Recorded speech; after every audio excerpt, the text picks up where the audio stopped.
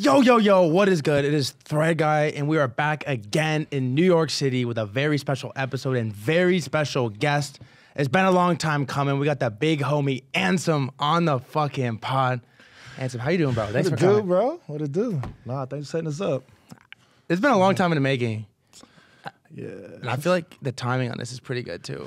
Yeah, when we first linked in, like, Denver, right? I think Denver, yeah. With Banks with and Banks, crew, yeah. The whole squad.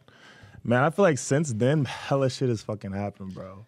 I feel like right now more than ever, I feel the trench is needed, too. Yeah, facts. No, facts. Yesterday was fucking maybe the Memecoin bottom. I don't know what that is. Pump Fun, infamous stream. We'll talk about it a little bit, but there's a lot going on. We got a lot to cover.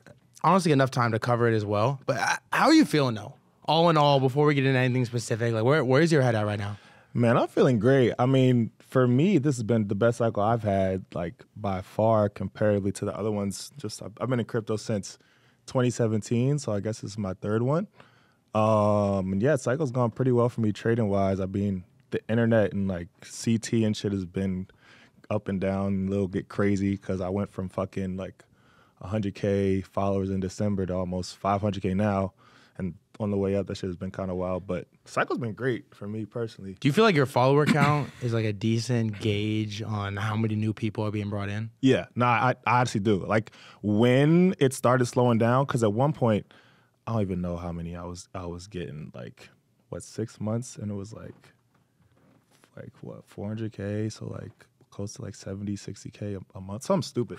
But like, so it was really stupid. But like at one point it started slowing down, like the week, because you look at it week to week, you have the 7-day, the 28-day.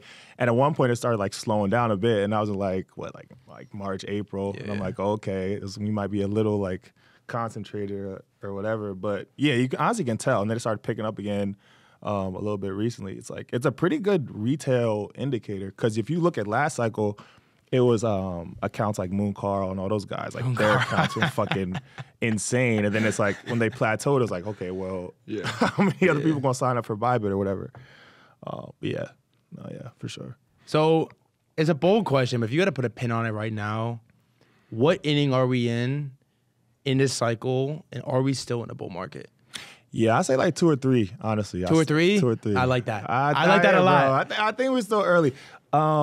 The reason I say that is like we haven't had that much happen yet. And when I have people ask me like, do you think the cycle's over? Do you think we're in a bear market? It's like in previous cycles, we used to go through the rotations of like all the different altcoins. Like if you look at Total 3, which is the market cap of all altcoins, that has made a higher high literally every cycle since inception. And in that Total 3, like all the alts, you have different sectors of altcoins. You have DeFi, Depend Now, AI stuff, L1s, L2s, GameFi, like memes, a bunch of different areas. And typically in a bull market, all of those areas, or at least some alts in all those different areas, will have their own bull market, their own cycles. And right now, you haven't really seen that much pump like across the board. Like Solana has gone crazy, obviously. Memecoins have gone crazy, obviously. Some AI stuff, but like DeFi hasn't really moved. L2s haven't really moved. Like Depends, I guess some stuff, maybe Helium's done okay. But there's not been that much like froth across the board. And I think that's dangerous for me, because like that's my mapping. Like I'm always thinking that's gotta happen like every cycle. And if that doesn't happen, then I'm gonna get caught off guard, obviously. But I think a lot of people are kind of expecting that. Like you haven't really seen that much go crazy outside of just Solana and like memes. So, because last cycle was my first, but I feel like last cycle when we like topped, it was like belligerent fuck you in your face, like NFTs, Bored Apes at $500,000. Like, it was like screaming, like every single just like crazy thing that could have happened. And I agree with your sentiment that this cycle, it doesn't feel like that much new, just like out of this world shit has happened. Like even like the celebrity stuff, like which we'll talk about, that happened last cycle. Like Steph Curry was rocking a Bored Ape. Like Eminem, Jay-Z had a punk profile picture. Like Eminem was rocking a Bored Ape. Like that stuff happened last cycle. Yeah, and celebs were talking about, I remember celebs were talking about Doge early last cycle in like January, February 2021. Elon was on SNL, like yeah, like I think Doge first run up when it like did its first 10x in January 2021, and then a few people hopped on it pretty heavy and went sideways for a bit, and then in like May is when it eventually topped out. So like the public perception phase, I think is going to look different this cycle regardless because of how loud TradFi is about crypto. Like you have Larry Fink and BlackRock and all these people who have their ETFs on Bitcoin and Ethereum hard shilling crypto and like the future of crypto. So obviously there's going to be more people that just know about crypto generally, I think, compared to other cycles where it's like, it's kind of like typically what happens is when all these new people get into crypto that never talked about crypto before, we end up topping out. So it's like there's nobody left to buy after that. Like who else is going to learn about crypto? But I think you can bet on the passive flows with these ETFs being pretty constant and the attention being pretty constant. It's not just like a flash in the pan as it usually is. How does the TradFi adoption change how high and crazy you think crypto can get like this cycle? Yeah, I mean, my mental model for that is like, if you look at where gold's at, I want to say it's around like 13 trillion market cap or somewhere around there. Bitcoin is only 1.2, I don't know, 1.2 trillion. So if you think about all these people, BlackRock manages what, 10 trillion on its own. Like that's just one entity. But all these people who have assets with all these TradFi guys, they're like, oh, I have gold, I have real estate, I have my stocks. Let me put 1% in Bitcoin. Let me put 2% in Bitcoin. I think there's going to be a lot of people who just keep doing that. And the mapping between like gold and Bitcoin is a pretty strong one in my opinion. So it's like you have stocks that typically just go up and to the right because it's all this money that just needs to go into something. That same situation should happen with crypto. I think Bitcoin and Ethereum are the first instances of that happening. Yeah. I know you had like a legendary coin trade, which you can talk about a little bit. Are you deep in like stocks right now and assets outside of crypto?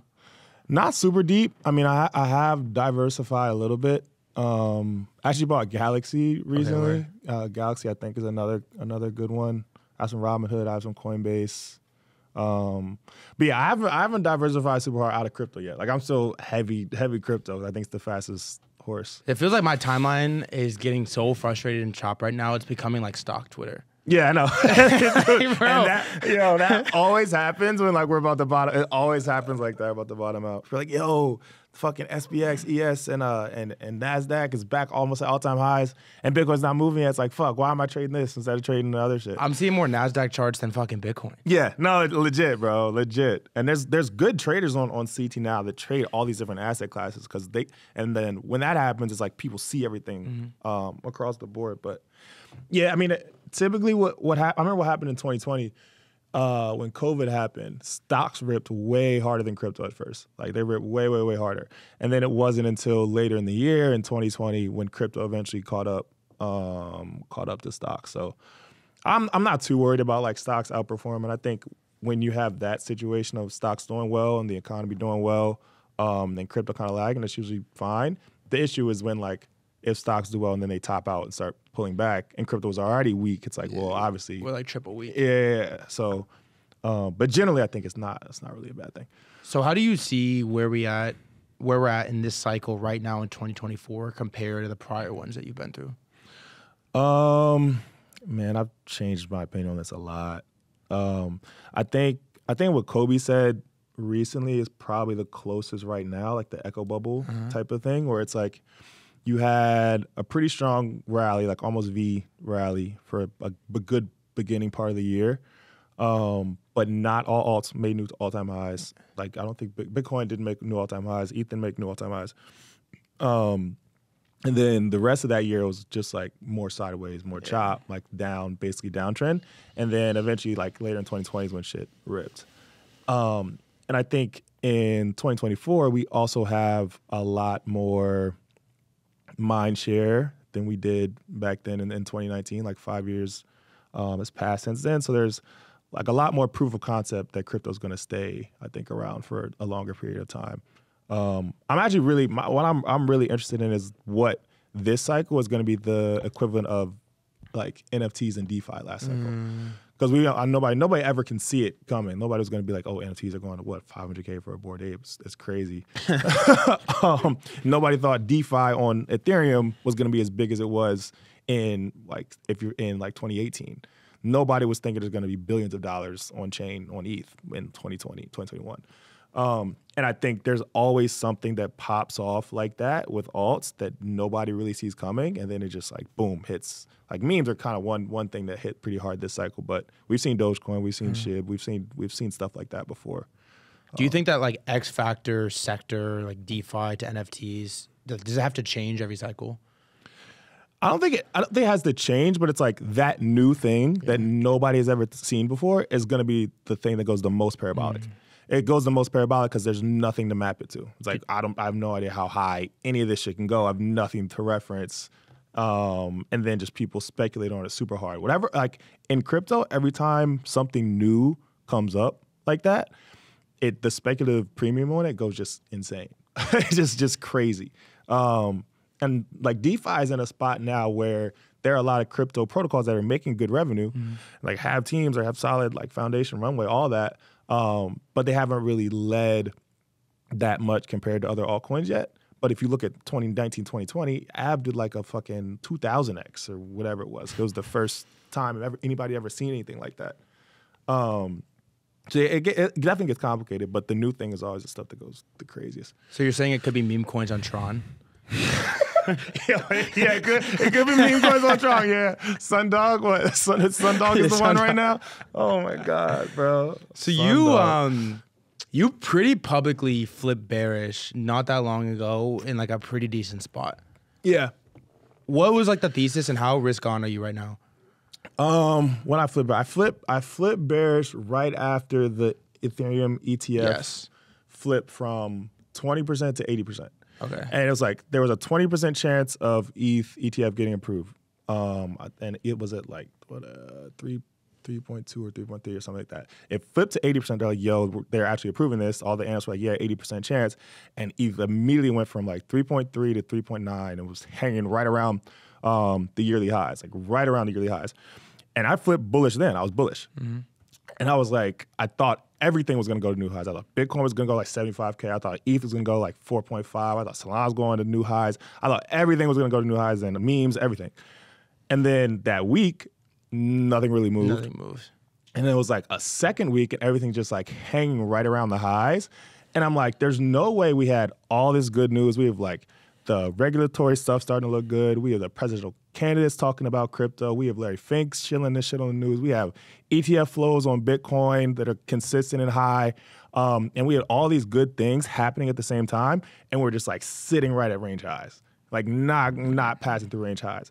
And that's when I flipped bear. I was like, well, I think there's a possibility that Bitcoin and ETH chop around and memes keep running because I thought memes were just going to keep running. I've seen that happen where majors chop, go sideways, and then like mid-cap alts do well. So that was my first thesis. Like, okay, I think that's what's going to happen. I'm going to hold most of my SOL, most of my memes.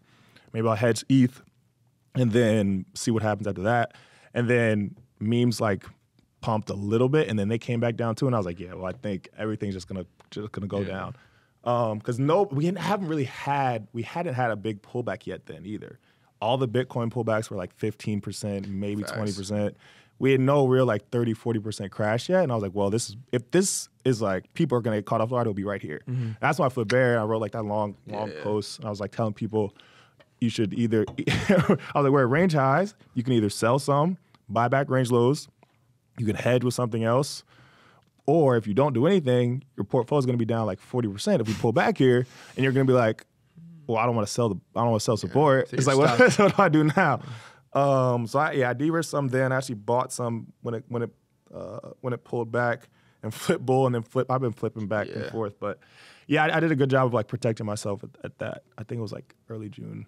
Right now, I'm not that risk on right now. I'm just kind of waiting. I think being patient here is going to be key.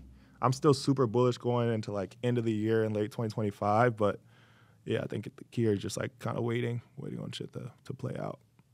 What are your biggest bags right now? Like, what are you deepest in outside of Sol? Sol. Yeah, mostly Sol?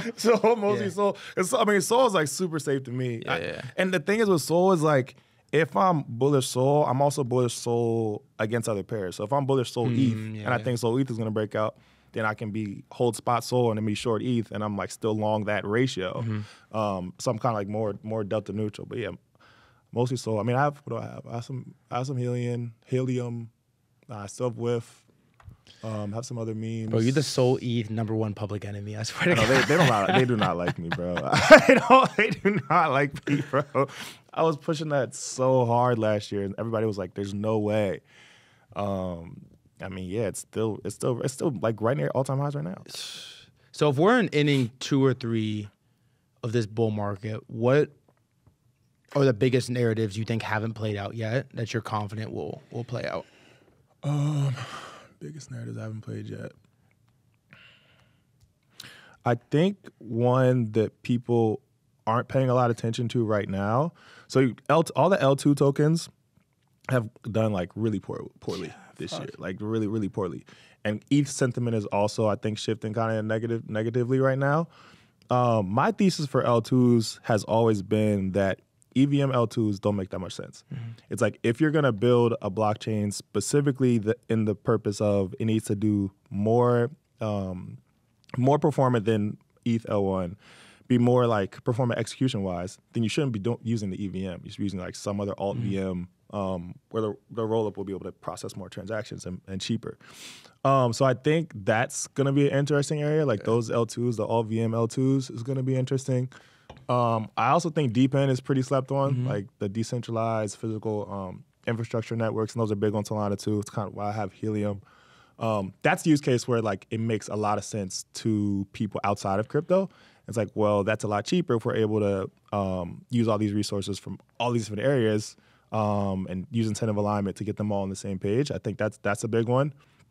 What else? What else do I think is big? I think people have kind of under-indexed on the shift from centralized exchanges to decentralized exchanges this cycle.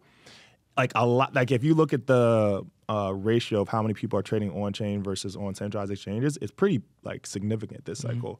And there's a lot of teams also focusing on that, like not just AMMs, but also being like perps and all stuff like that on-chain, because now we have the infrastructure that's good enough to compete more closely with Binance and other exchanges like that. But I think that's another area that could do well. Hey, what do you think happens to SocialFi from here? Social? Bro, it's one of my favorite, like I'm a social maxi. I was huge on FriendTech, huge on Fantasy Top. Like I've been deep in all these fucking apps, but it hasn't really played out. I love SocialFi, man. I mean, you had Elon on the other day, Pump Guy. I think they're crushing it. I mean, for me, meme coins are like the primitive for all SocialFi. It's like all that meme coins are really showing is that people are super big on the community aspect of buying and selling things. Like you're competing with people in a group or organizing in that way. And it's also like everybody wants to launch tokens. Like everybody wants to launch tokens. We're like, no matter what it is, like I think the ability that crypto has to financialize literally anything is a superpower. And if you're looking at how I think it's close to the trend of gambling that you have in like sports betting and other areas.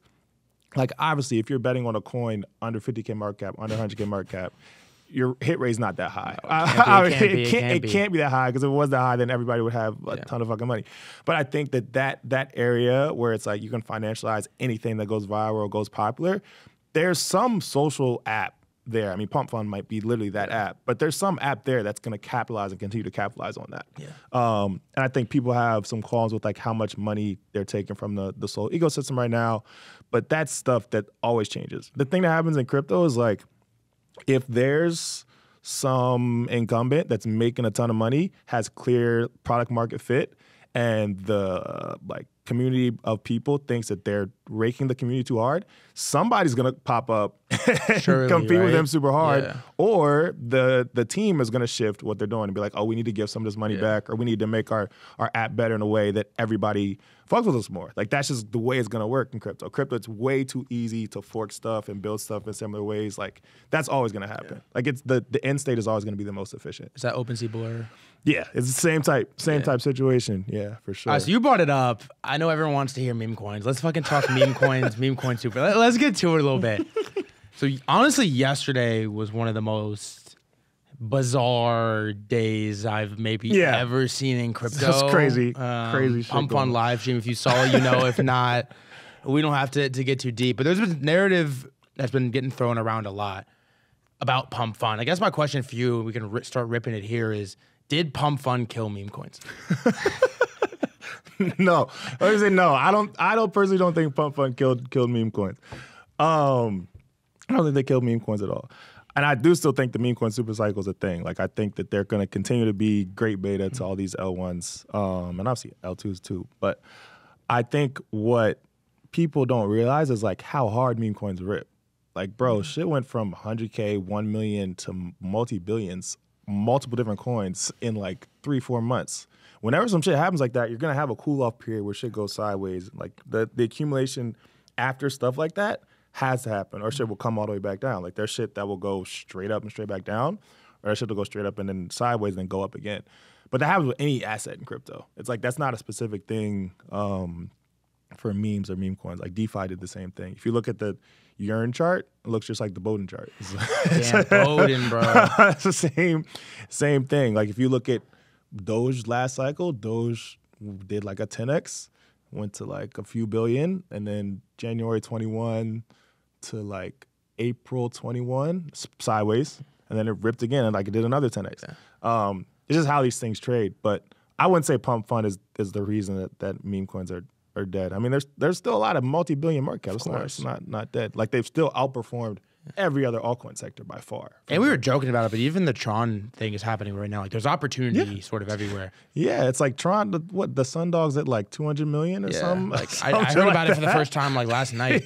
Yeah. Oh, bro, I remember I think I was outside when I saw it for the first time. See, I shouldn't have been drinking. I was out with some people, and I saw like some people just talking about Tron. I was like, Tron, bro, meme coins on Tron? What the fuck are you talking about? Bro, I'll check this shit on Monday.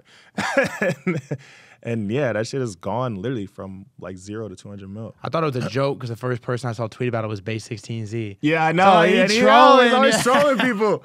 Always trolling people. So, do you believe in a meme coin super cycle like you did on the initial whiff run up?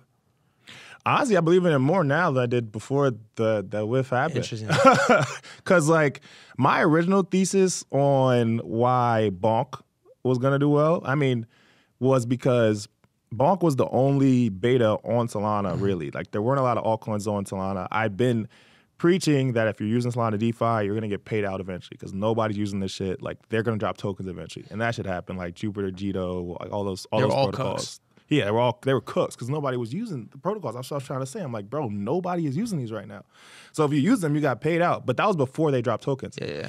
And it was when Solana had just started to move past like $30, like that range it was in for like a year, like 15 to 30, and it broke out. And then it was like, okay, well, Solana's ripping harder than everything else. I knew people were going to bridge over to Solana. When people bridge over to Solana, what are they going to buy? Bonk.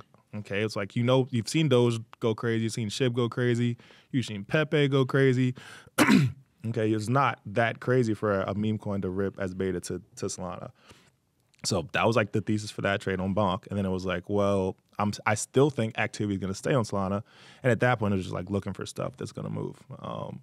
But yeah, I think since then it's strengthened my thesis on like the meme coin super cycle because they've outperformed so many other different altcoin sectors. And that's not to say that like stuff won't go down. Everything that goes up like 100x, 1000x is going to come back down. Happens with any altcoins in crypto, but I do think from here, if you're thinking like towards the end of the bull market, you're still going to see them outperform. Do you think we actually need like retail to buy our memes? I think we have retail buying our memes. Really? No, I think we have retail buying our memes right now, for sure. I think that like what's the first leg, which is like 1 mil to like 500 mil plus, that's typically driven a lot by CT native capital. Yeah. For stuff to go super viral and go like past 10 billion, then obviously it's got to be like super widespread. Yeah. Like everybody has to know about like stuff for shit like that to happen. Like when Doge went to fucking 80 billion. It's like Doge can't go to 80 billion unless a ton of people have like, I'm gonna buy $10, I'm gonna buy $100, I'm gonna buy 1,000. Like Elon was so loud about Doge that there wasn't anybody that didn't know about Doge. So yeah, I think you do need retail to like the next level. Do you think we see a meme coin this cycle surpass Doge all-time high? 80 billion, 100 billion, man. I think if so, last cycle we went to 3 trillion, right? That was a total like all crypto market cap 3 trillion. If people are right about the total crypto market cap going to 10 trillion, then I think that's possible. Like you could see something go absolutely stupid like that. Like a lot of the Solana people right now, I think people are talking like 0.1 ETH, 0.2 ETH. But if that shit gets like really, really close to whatever ETH's market cap is, then yeah, you're gonna see some wild shit happen for sure, 100%. It feels like at some point it has to happen. Yeah, I mean, yeah. But also at this point, like I know it's the OG, but Doge is kind of washed, bro. Like who do you know is actively like? I know there's a little run like Moon Overlord, all those guys. Lolly was big on it for a little bit this cycle, but like who's on the timeline like championing Doge? Nobody, bro. I mean, nobody. The mind share from all the old like memes compared to the new ones is like way, way, way lower. And there's a lot of old money in crypto, I think, that usually moves Doge. But if you look at Elon posted a Doge meme like 2 days ago. Yeah. During the DNC or whatever it was. Yeah. It didn't even move. Nobody cares. Yeah, It didn't even move at all. That's like one of the signs. It's like it's the same thing where you have like good news with Bitcoin and ETH and they don't move. When you have something like that that's like an event that should move that and it doesn't move, it's like it's a sign. So what do you think when you see these guys like my favorite account is like Crypto Donald? So good. Yeah. It's hilarious. What do you think when you see these like OG guys, probably a lot of your homies, flip terminally bearish, what feels exclusively because like the meme coin run? Like they see what's happening in meme coins and they're like, fuck this shit, I'm out. This is bearish, like we're done, crypto's over. Yeah. I think it's a valid opinion to have because the reason that they have that opinion is because typically memes and like the most degen alts pump at the end of the cycle. It's like that's usually what happens. It's like furthest down the risk curve when memes and all that stuff is pumping. That's when shit's about to top. We're about to be like topped out. But this cycle we haven't had. There was nothing prelude to that. It was just like memes, Solana and the memes. There was no other sectors that really ripped hard. That's why I kind of said earlier I think we're in the second or third inning.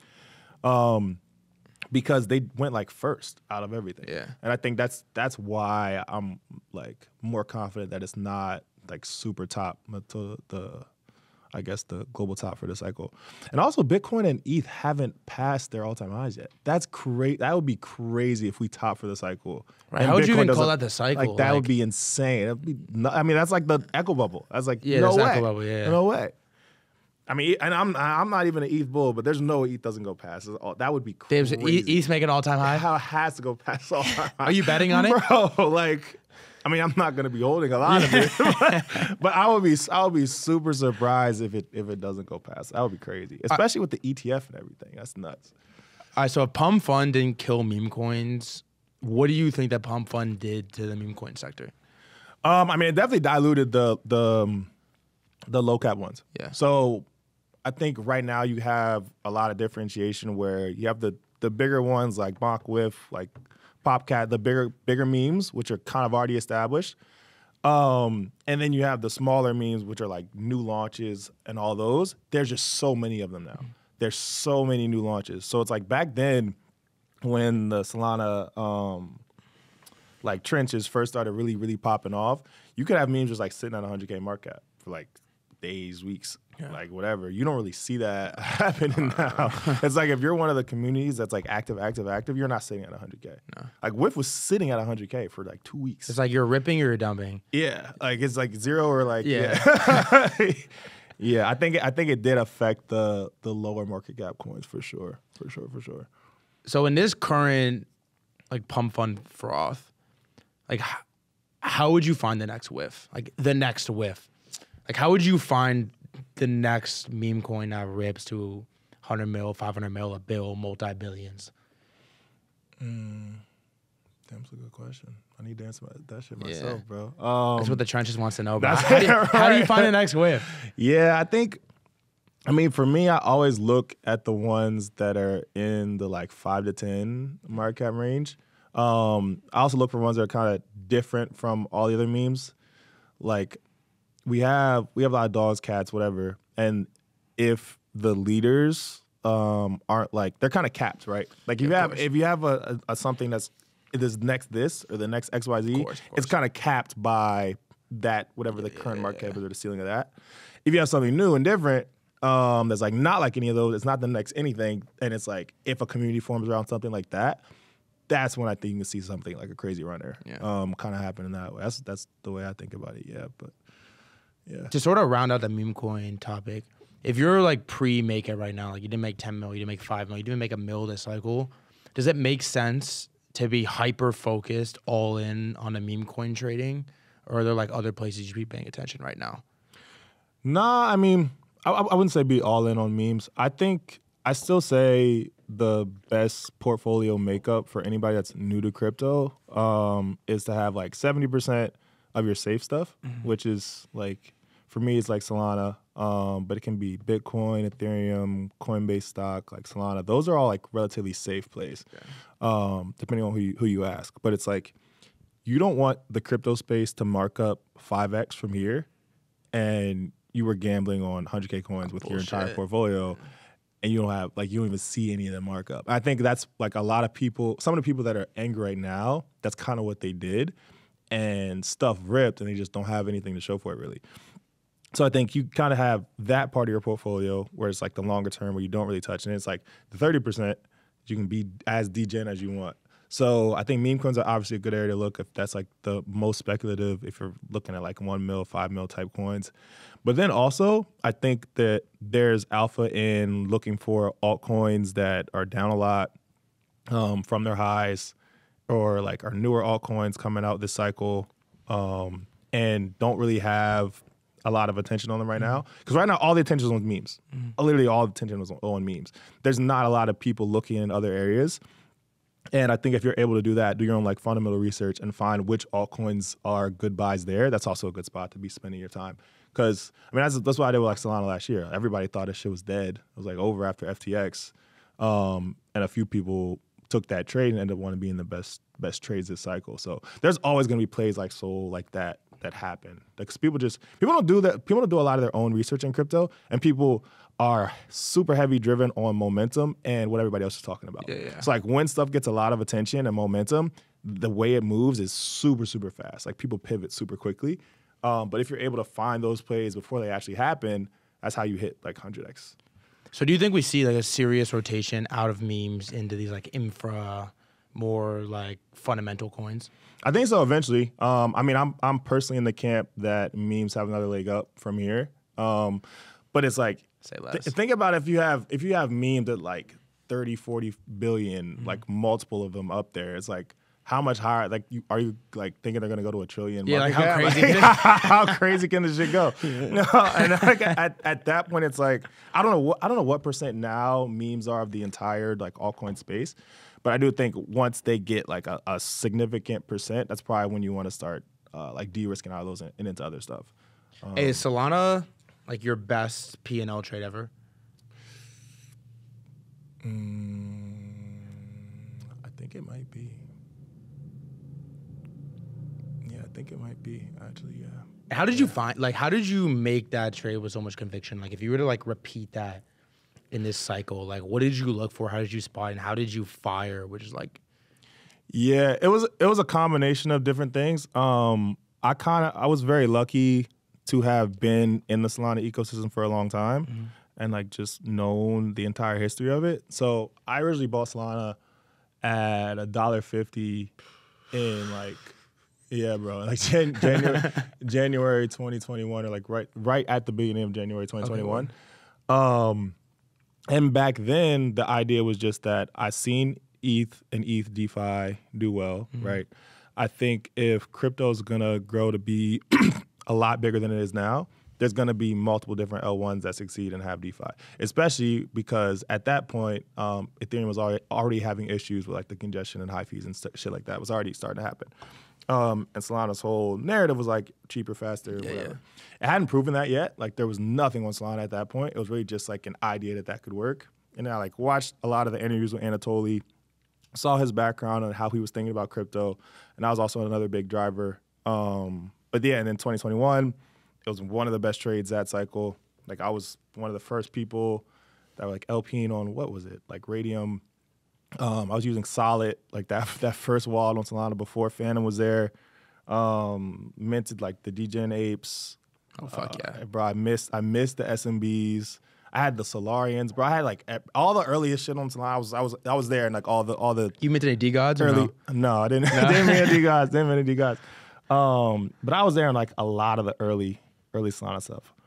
So I'd seen the ecosystem grow, and then I also saw when it had growing pains when it started getting spammed with all the like people were spamming it. I think for all the NFT mints, and because it was just like free, every you could get like in NFT mint, you're free printing. money, yeah, it was free money. yeah, So the free bots money. were just like fucking over the chain, and at that point they didn't have anything to handle the congestion like really well. They didn't have like the spikes with fees, and I think the way the validators were managing like the flow and everything was fucked up. So I had to fix a ton of stuff in 2022. I like, followed all those like technical upgrades that year, and I went to Breakpoint in 2022.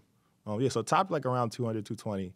I sold on the way down, like around there, and then like I watched it throughout the bear market. I lost money on some other alts in 2022, but I went to Breakpoint like later that year, and I think Solana was around like $35 or whenever it was then.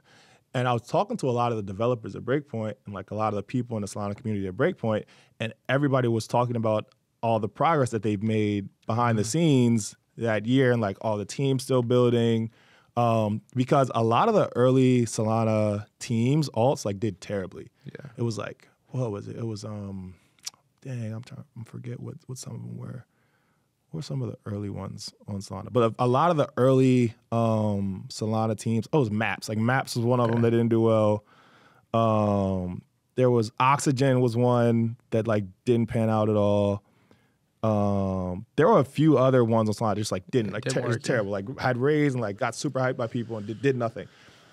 So the sentiment on Solana teams was really poor at the time, and the chain and like Solana was down a lot, and people had just thought like, oh, it's going down every other day. It's like it's all the outages and all that. So that was the current like public perception of Solana. It was not great in late 2022.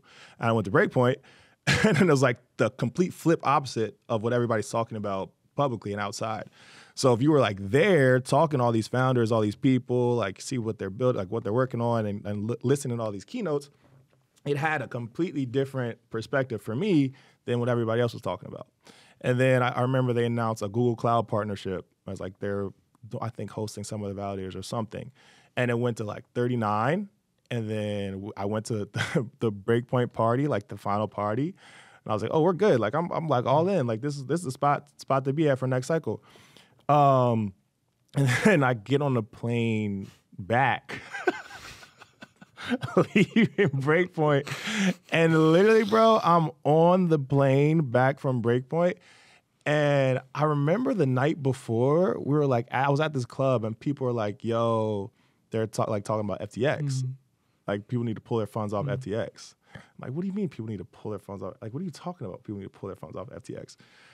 Like literally, like just like ignoring whatever they're talking about, and then get on a plane. And literally, people are like, "Yo, like CZ just bought FTX," and I was like, "What?" I was like, I was asleep, and I woke up. I heard somebody was like, "Yo, Z, wake up!" I'm like, "What are you talking about, bro?" I have I have Wi-Fi, no service on my phone or nothing. And I remember somebody told me that. I'm like, all right, I'm going back to sleep. I don't know what they're talking about. And then we landed. I pulled up the timeline, and that shit was like, everybody obviously was talking about FTX just went under. Solana was like, whatever, crash super, bro, just like crashing. And everybody just got off the plane. It's like, what the fuck is going on? What the fuck did we just miss? I'm like, bro, I was only in the air for like 12 hours or whatever. Bro called a regular Uber to get home. Bro, I was coming from Lisbon. Like the plane ride is not that long. Like what the fuck did we miss on that plane? But yeah, that shit happened. And then it went to like, it went to 20. Then it went to like 8. 8, yeah. And I remember Vitalik put out that tweet where he was like, yo, I think this community is like around for a long period of time. It's like, I know there's a lot going on, but I think they're going to be like here for long term. And that shit was like, whoop, and it went from like 8 to 10. And then that's when it pretty much bottomed around there. But I saw that happen at Breakpoint. Then I saw that like the FTX shit happen. And I knew that like if we're gonna have another bull market, and all these builders who are committed to the chain are staying there, are gonna keep building there. Eventually, the SBF like whatever hangover is gonna go away at some point. That's gonna go away. Because that was really the bet. I mean, it was there. It was down what 80% from the highs on breakpoint. I'm like, yo, if they're gonna come back, you're not getting any better like price to buy at than here. So you like bottom ticked it? I didn't buy it at 8. No, I didn't buy it. I was like, I didn't know how low it was gonna go, bro. It looked like it was going to like 2 or whatever. I thought it was going to 0, bro. Bro, I think like it looked like it was going to 0. Like, yeah, literally. And I waited, and I think I started buying probably like 15, 20. Okay, word. And that's when I started being like pretty loud about it. I think in like May of 2023 or whatever. Hey, so you were like boots down. I was on the ground. At bear market break point, listening to keynotes and just like talking about it, shaking hands. I was there because, I mean, what happened to me, and so my first bear market in 2018, I was like trading some. I went to Tokyo. I went to Tokyo right before Bitcoin went from 6K to 3K. I went to Tokyo. I was like, because the price action was so bad, bro. That year was so bad. I'm like, fuck this shit. I'm not trading this shit no more, bro. Fuck it. I'm gonna sell some shit and I'm going to Tokyo. And then when I was in Tokyo, shit went from 6K to 3K. So that's when I shot 2018. But 2019, I checked out for like a good part of 2019. I checked out.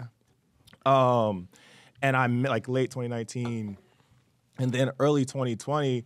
I missed a lot of the early DeFi stuff. So like I wasn't farming. Because you were checked out. Yeah, I wasn't checked out. I wasn't farming Yearn.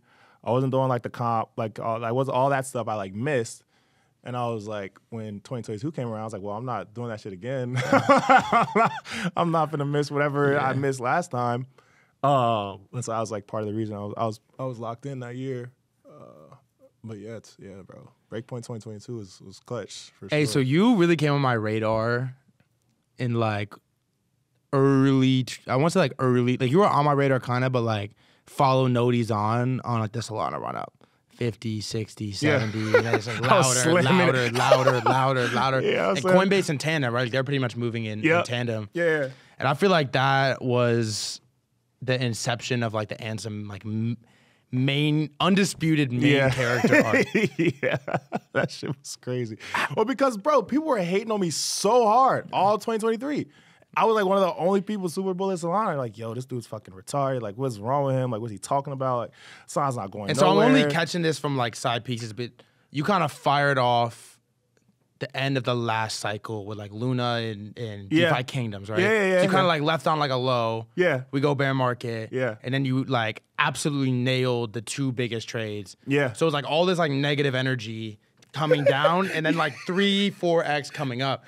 So it was like unreal. Like watching, I remember you made the Telegram. I don't know if you had it before. Yeah, I made it during the run up. You made the Telegram during the run up, and it was like sort of like Solana coin, and then like with like a little bit after, it was like this like God energy like I've never seen before. It was unreal. It was unreal. This was crazy. Rocketing followers.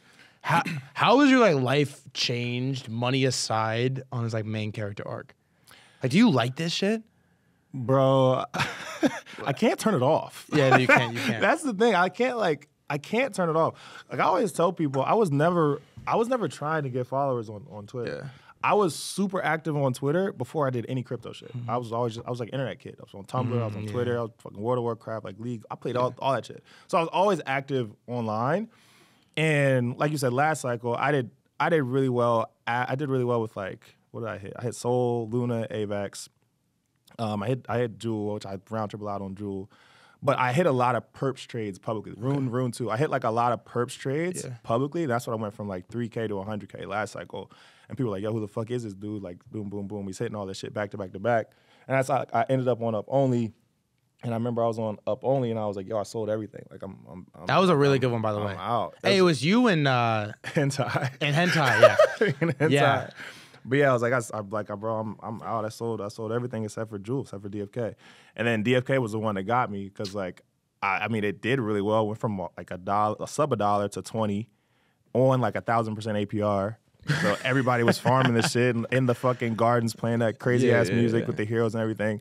Everybody was super hype. And then some shit happened with DFK, and eventually it crashed super hard. But that was the last thing people remembered from that cycle. Like, yo, this dude was in DFK. He also bought the near alts. He bought like some other shit that I just like bought on the way down in 2022 that I got clipped on.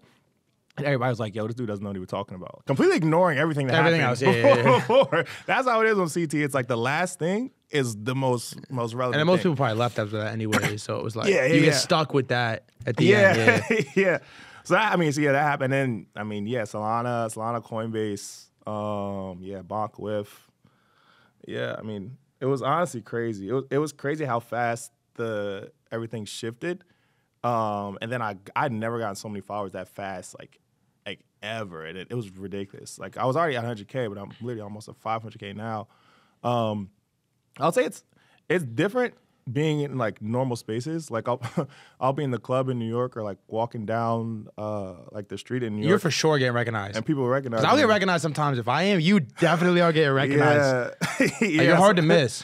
I get recognized in person now. So we're like, yo, Ansem, like, yo, you made me this much, like this happened, like, thank you.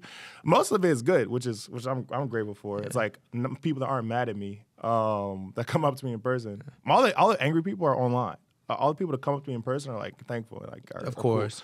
Cool. So that's cool, but I'll say it's weird because I literally can't turn it off. Like I could never, even if I stop tweeting right now, people still know what I look like. Of course. And people be like, yo, that's still like that's Ansem. I can't, so I can't like turn it off.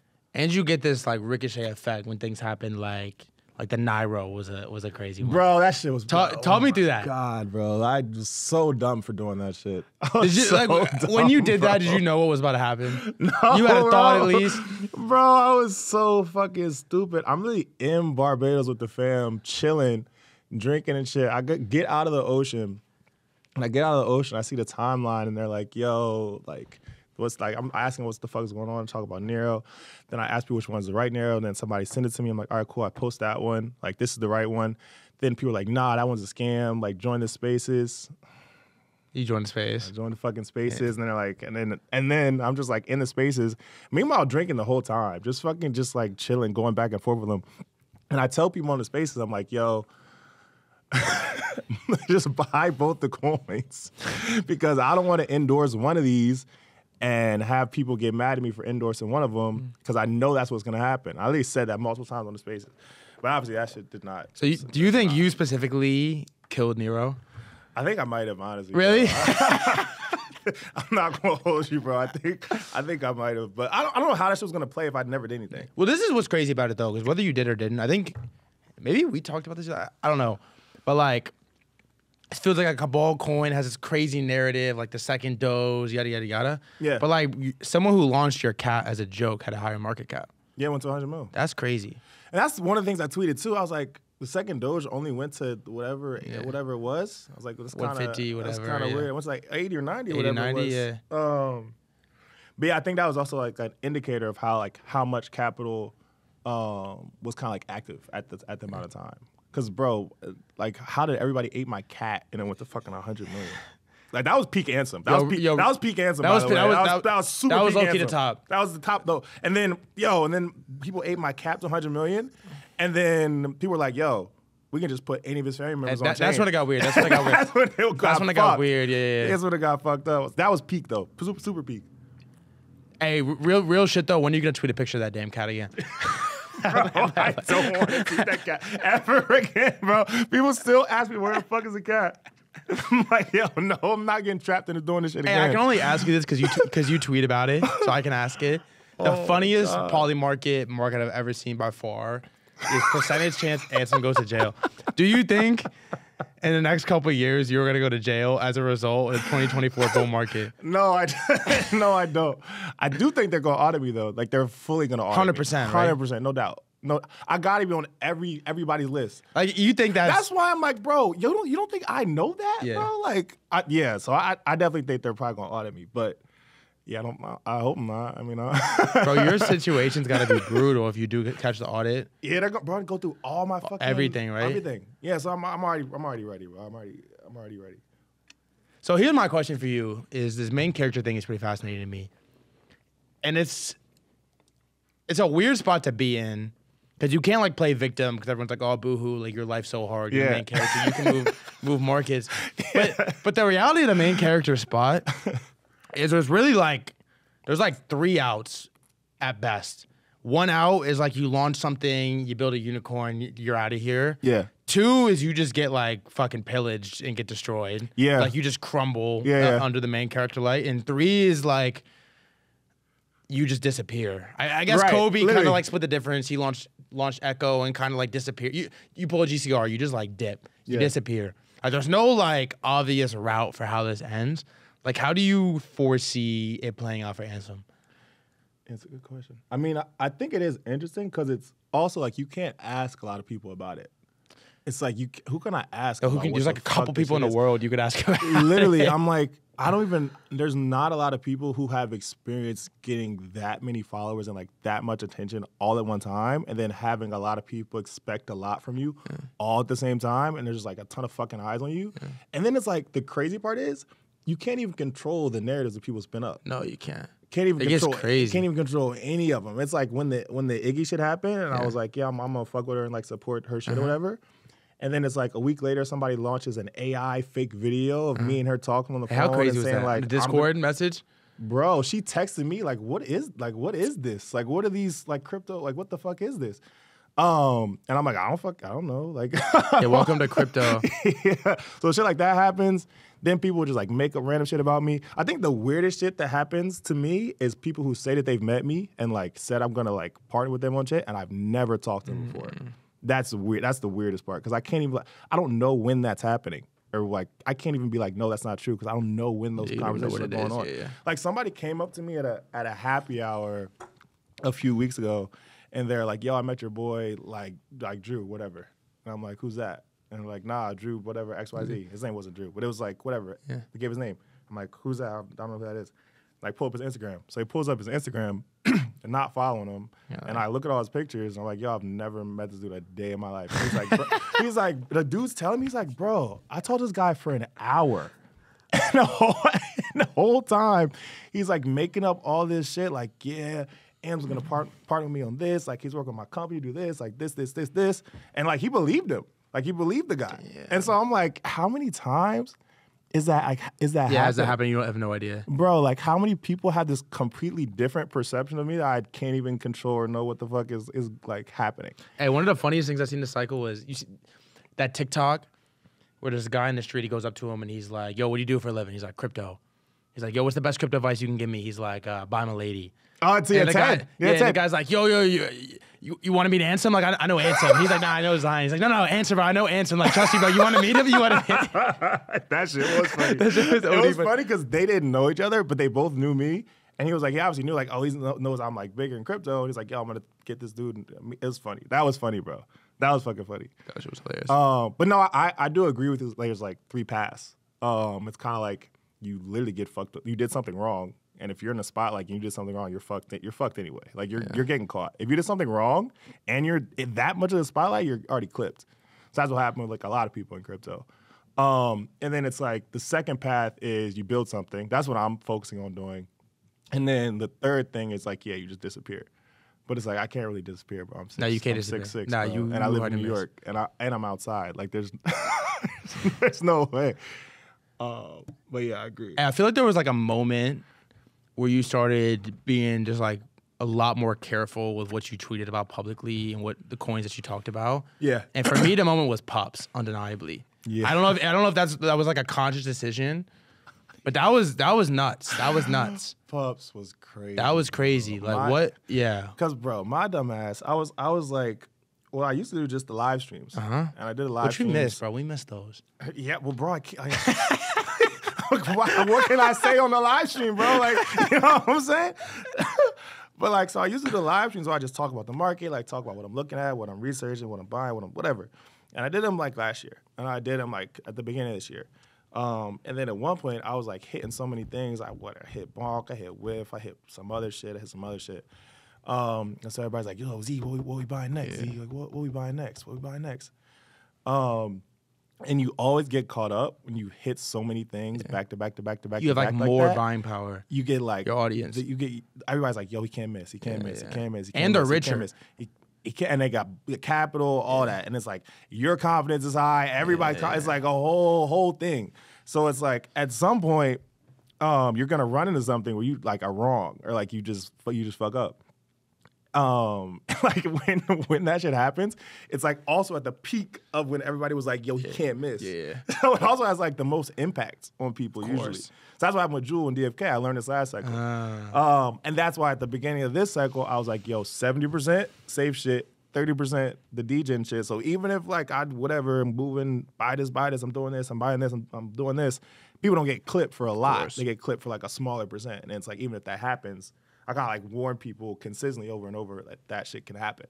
But yeah, bro, Pups. I thought Pups was going to fucking Billies, bro. Like, like super Billies. And I remember I was on live stream, and people are asking me like, "Yo, what are you buying? Like, what are you looking at? What art you looking at? What memes you buying?" And I was like, Pups. Like Pups on Bitcoin. Everybody's like, what the fuck is Pups on Bitcoin? I'm saying, it's like, what is that? I'm like, yo, nah, like the Bitcoin puppets, like their coin Pups. And I'm literally buying it. Like, yeah, so that's my question. Are you buying it as you're saying? I was buying it as I was saying I was like, I'm literally buying it. Like some of my transactions didn't even go through because as I was buying it. Like you're clicking buy as you're saying Pups. Clicking buy. Like I didn't like front run and be like, yo, sell. Like people think I buy beforehand and then talk about shit and sell. I literally never do that. I'm never selling into some shit while I'm talking about it.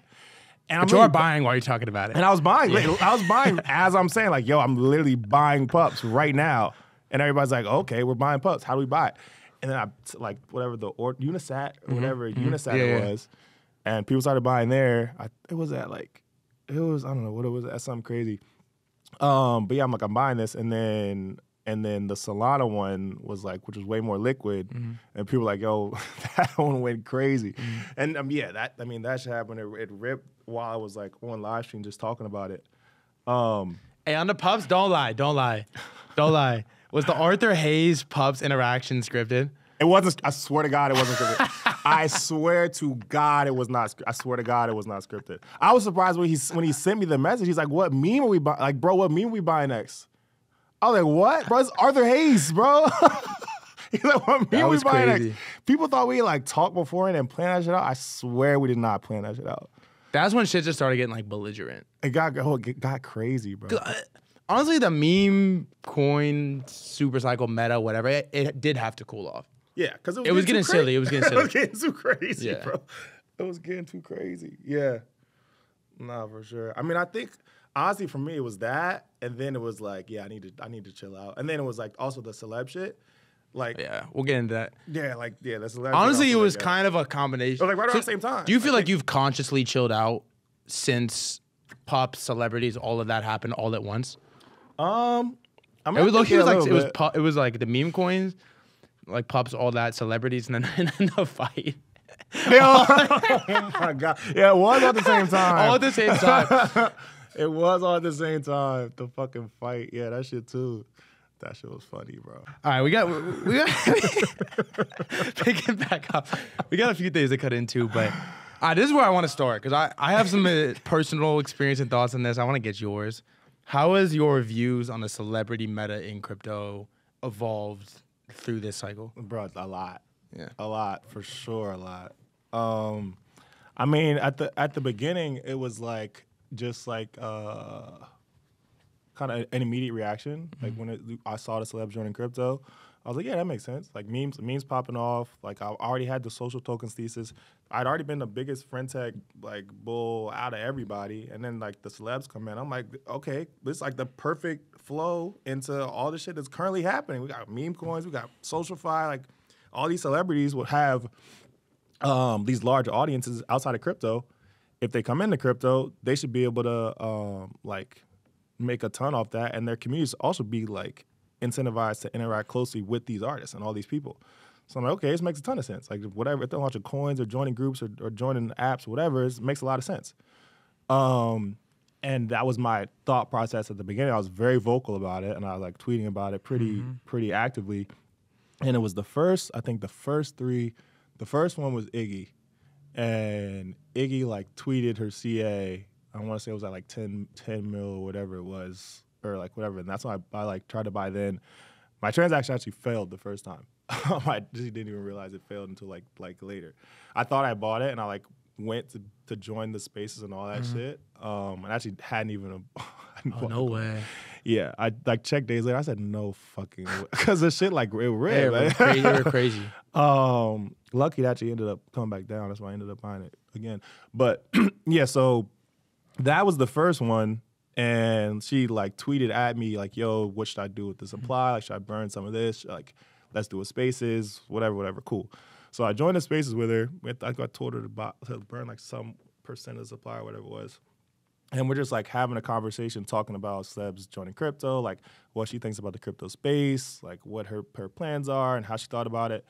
And that's when I found out she was telling us that like somebody else was actively rugging all of these coins, like talking to people and literally trying to launch it under their name and doing hella shiesty shit. And she was like, "No, fuck that. I'm gonna do my own. I'm gonna do my own thing." So I was like the first convo. Iggy's honestly the best one too, because she's by far, which is crazy. Like by far the best one. Which I did not expect, for the record. Huh? I did not. For the record, I did not expect that. I didn't either. I mean, I did not either. After the first spaces, I expected her to be around for a long time. Yeah, facts. But like just at the onset, I was like, I mean, I don't know. I'm just whatever's gonna go on, it's gonna happen. I think the other one was like the Caitlyn Jenner one, which I couldn't tell was real or was not real at first. And I think like those Bark Meta guys were the ones that kind of like helped them launch that and those spaces. And I like joined the spaces and I was asking like who, like if it was real or not, like who else is launching, like all this other shit. But that one I was not like affiliated with really. And then the DeVito one is the one that really fucked me up. That's where it got tough. That's the one that fucked me up. Because I like actively was like, yo, I'll join the spaces with you or talk to you, whatever, as long as you join Drip and do all this stuff with Drip. Because he's like one of the biggest artists. Like, he's a big Afrobeats artist. He's a huge Afrobeats artist. And nobody on crypto even really knows who dude was. Like I know who he is. And like if he's like an active artist on one of these crypto apps, that's huge. Like that's he's gonna onboard more people than anybody that could in crypto if he gets his whole community in. So I'm like, all right, man, cool. Like, word, let's run it. So got him signed up, connected him with bro, and he ended up signing up.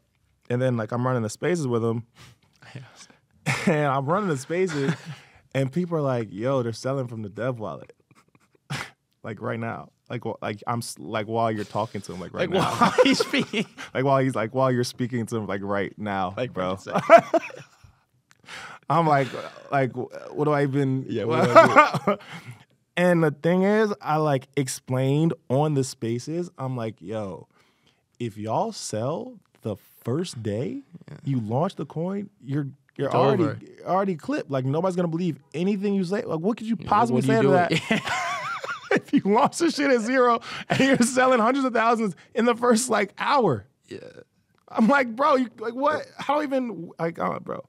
So that should happen. And it actually was a crazy convo because on the spaces, they're like literally explaining to him how crypto works, like how stables work. Like they got him to make a Phantom wallet. Who was it? Akshay that came up? Who came up? It was a lot of the super team guys. Like the super team guys came up there walking him through how to make a Phantom, how to do all this. He's like, all right. All this shit. Like, and it's like, and he's like, he sets it up. They send us some stables. Like, oh, cool. Like, da-da-da-da. He's like saying he's gonna go talk to them after and do all this other shit.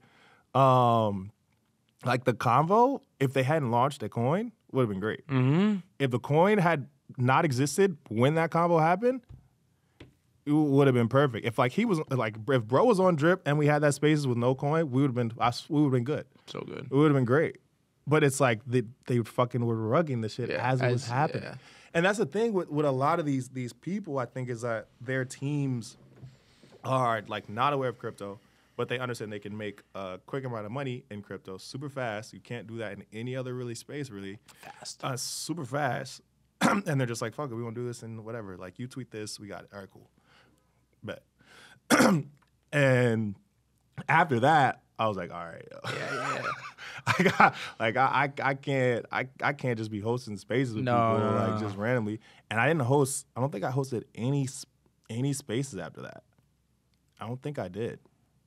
No, nobody. Yeah, I remember. I don't any of that. And then like Soulja Boy tweeted some shit, and I'm like, I responded to him like, bro, you didn't launch like 80 million coins, NFTs. Like, yeah. come on, bro. Come on, bro. I feel like after the DeVito thing, it just got silly. It was like, and it got just silly. Everybody. Yeah. And then but the thing was, after that one, all of them would tag me. They all would tag me. Every single one would tag me, like, yo, follow, bro, tag, bro. And it didn't matter if I was like replying and telling him to do this or like DM him, tell him to do this. It was just like, yo, whenever, and then they would end up launching a coin, obviously, and then rug that shit immediately. And every time one of them they're like, yo, Ansem just launched, and I'm like, bro, I didn't launch any of them. Coins. Of course you didn't launch them. Bro, and they just like, every single time shit happened, it was like another docket. Yeah. Ding, ding, ding. Every single time. It didn't matter what I said after the first So one. I do think some really important, really between the trio of you, Kobe, and Zach, there was some like very important dialogue. Yeah, Kobe was super smart on it. He low-key had the best take. I'm hella paraphrasing. You could probably say it better. But it was basically something along the lines of like, if the celeb is coming into crypto and they aren't putting up anything other than brand risk of like launching a coin, no real capital, no investment, not putting any money down, they're probably here for the wrong reasons. 100%. I mean, he said two main things. I can summarize what he said. The first thing, he was like talking to me explicitly. He was like, Z, anything that you are tangentially, it looks like you're related to, or you interact with at all, is gonna get seen as a stamp of approval, just because of whatever your main character right now. So anything you're close to, you look at, you talk about, kind of look at, like anything about, is gonna get seen as a stamp of approval. And it doesn't matter if that's fair or not fair, or if other people get treated like that. Anything you do like that is gonna be treated in that way. And because I was arguing with so many people, like, bro, I didn't launch the coin. All I did was follow him. All I did was tell him to do it this way. Like I DM'd this and told him not to do this. And everybody was just like, nah, fuck you. Fuck you launching stuff. You a bitch too. Literally, literally, all that, like all of it, all that. All that. I'm just like, damn, going back on my phone. You were fighting for your life for 3 weeks. Against CT. Yeah. Everybody. 20v1. I got 100v1. And I was going back and forth like, I know I'm not, I'm like, am I rugging? I know I'm not rugging people. I'm like, why is everybody so mad at me? And then Kobe told me, he actually DM'd me like kind of some similar shit too. And he like did that publicly on the timeline so everybody could see like the thought process, which made sense. He was definitely right. I kind of went back and forth with him too on it. But yeah, I think that's true. It's just like anything I even am closely related to or talk about or like close to, whatever. It's like that's going to get seen as stamp of approval. And then when anything goes bad with that, they can bring that back on you. To you, yeah. Bring that back on you. Because who else are they going to point to? Them? Yeah. I'm not going to point at them. Like, they're going to point at me. So yeah, that was the first thing. And then the second thing, he was like, yeah, a lot of these celebrities who come in the crypto and their first intention is to launch a coin are not the celebrities you want to be talking to in the first place. It's like, that's not even the target audience you want to be talking to. It's like, yeah, even if your thesis on celebrities and SocialFi and coins and social tokens is right, it's not with those people that are literally coming to launch because they need like whatever, 300K or whatever it was. So that was that's where I fucked up. And that's why that's where my entire thesis was wrong. I'm like, no way these people have these large audiences outside of crypto. They have all this reputation outside of crypto. No way they're gonna rug for 100K. No way. Yeah. I'm like, no way they're gonna do that. And every single one of them was like rug, all of them. All of them. So that's where I was super wrong. That's where I was wrong. I was wrong on that. I didn't think that they would be moving like that. And Zach was fucking killing me that whole. He was on your ass, killing me the whole 3 weeks. He said because he had the repository of all of them. He had everybody. Everything. He said, "Oh, him folder, boom, give me all the screenshots and pull them out." He said, "Yo, he launched this. What do you mean he doesn't know? He launched this, did this, did this, this." It's like, what do you mean they don't know? He did this, and it was just like all of it. All of it. See, I mean, I didn't have the repository of all this. Yeah, what do you think his files look like, bro? Bro, he probably has everything, man. Yo, he probably got terabytes of data, dude. But yeah, I mean, so that was the main thing. It was like, even if the thesis makes sense for them, it was like, you don't want to be looking at that audience anyway. And he was like, a lot of the people who are smart and have capital, they just invest in crypto anyway. Like they'll invest on their own, just like we did. They'll buy coins, or they'll like private invest through like VC or whatever shit, which makes sense. And then it's like the ones who do want to Saquon get Barkley shit. Yeah, it's like he's Get like him the on perfect that, yeah. perfect example. Yeah. So people like him who know what they're doing, they just do it that way, which is like the right way. And then it's like if they want to get closely involved and use their social whatever capital, they have ways of doing that. Yeah. Hey, what's the craziest message you got during all this crypto celebrity shit? The craziest message. It was it was probably either like Sexy Red or Lil Reese. Yeah, both of those are wild. I mean, because Sexy Red is like a pretty big Bro, artist. she is hot right now. She's popping right now. Dropping tracks with Drake. Bro, like, everybody on CD was like, they don't know who that is. I'm like, bro, what are she's you like, talking? Exactly. she's She's like really big right now.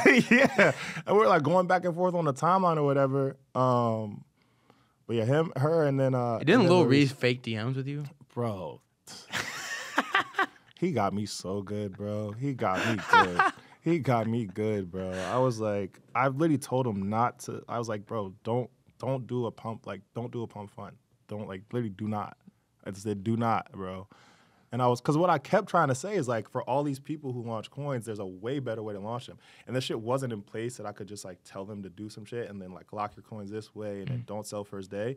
But there was no, like, thing I could easily point people to do that. So I told them, like, don't do that. It's like, wait. And but like having a wait, like I'm having a convo like back and forth with him, and then he fucking screenshots me on the timeline, like some completely off, like not even related shit, out of context shit. And then that shit I got screenshot about all CT, and it's like, oh, here's Zigo again, fucking rugging everybody in crypto. So yeah, that shit got me. That shit got me too, bro. It is a decent topic though. Like, what is the best way to launch a coin in 2024? I don't know. I would say the thing is, like, it could happen on a platform like Pump Fund, but the thing is, like, you can't launch them at super low market caps, because if you launch them at super low market caps, there's always going to be insider like trading that goes on, and somebody's always going to be dumping like the first day. For people that have that big of followings, you got to launch them at higher, like some type of higher market cap, and then like ideally, it's like if they do want to launch coins, I don't think they even really need to be launching coins, but if they do want to launch coins, it's like they should be locking whatever supply they have for an extended period of time. And it's like if they're going to do that, then they're at least committed to being involved with the project or whatever they're doing longer than the first day or week. Yeah. So ideally, yeah, something like that. But yeah. So you have been very bullish on this like social token meta, sort of the whole, for as long as you've been on my radar, as long as I've been following you. Do you think this is the cycle where maybe not necessarily there's like Ansem coin, Threadguy coin, base 16Z coin, but do you think this is the cycle where every person of influence in crypto is heavily endorsing a coin, like a K-Money Mog, like a base 16Z Billy, like an Ansem Whiff? I don't think everybody, but I do think that like that meta of being able to use your social capital in like an influential way, like investing wise or like working with teams wise, that's going to continue to happen. And I mean, that happened a lot with NFTs last cycle. Like a lot of the big NFT projects, they would hire big artists to work with them. Yes. Like be their creative directors. And that was basically just like leveraging their social capital, but in a non-direct way. And this cycle just got a lot more direct. I wouldn't say everybody, but I do think that's a trend that's not going anywhere for sure. Are NFTs over? And like, what is the deal with NFTs? Was that just like a 2021 fad thing and it's done? Because I got here from NFTs. Yeah. I was a reseller, sports cards. I found Top Shot, and then boom, Bored Apes, you're off. Like, are NFTs cooked? I don't think NFTs are cooked. I think that NFTs, my whole thesis on when they're going to come back is when GameFi pops off. Ooh. So like when GameFi ends up coming back and you have a lot of these newer games that have been building for a long period of time and they're connected to NFTs that are either like playable in game or you get some bonuses by holding them in game. I think that's when you're going to see NFTs pop off. And we've had meme coins do really, really well this cycle, and I think they're super close to NFTs. Like even though they're like not non-fungible, I think they're super close to NFTs in the way that like communities form around them, and there's like the gamification aspect of like you're trying to buy like all the early stage shit. I think that somebody's going to figure out a way to do some type of like gamification shit with NFTs and connect them in that way. Actually, I think a few teams probably are. That's when I think NFTs will come back. So you believe in the GameFi meta, which I agree with the Yeah. NFTs. Do you believe in profile pictures? Yeah. Yeah. I think it's kind of funny how like Whiff and Michi, like two of my favorite memes, everybody like the community has the profile picture of like the coin, but it's just like a different iteration of the coin. And I talk about these guys like every I think every pod I do, but like the NFT X coin, that hybrid thing, I think makes a ton of sense. Well, I always thought 404s made so much sense, but it never hasn't popped. Yeah, I don't know why it either. hasn't popped yet either. But I think that does make a ton of sense because you get the same thing with NFTs where it's like the non-fungible version, and it's like if you hold enough coins, you get one of them. And then you have the coins that are like a lot more liquid. And you have the whole community aspect where it can be bigger than just 10,000 people. You could swap back and forth. Yeah. I mean, I think it makes a ton of sense. I actually have no idea why it hasn't popped. Yeah. I do agree with you, though, that NFTs and meme coins are way more similar than the narratives make it seem. Like, all the bull cases for meme coins, like the community, and we got a call, and everyone supports, everyone rocks the profile picture, like, it's the exact same as NFTs.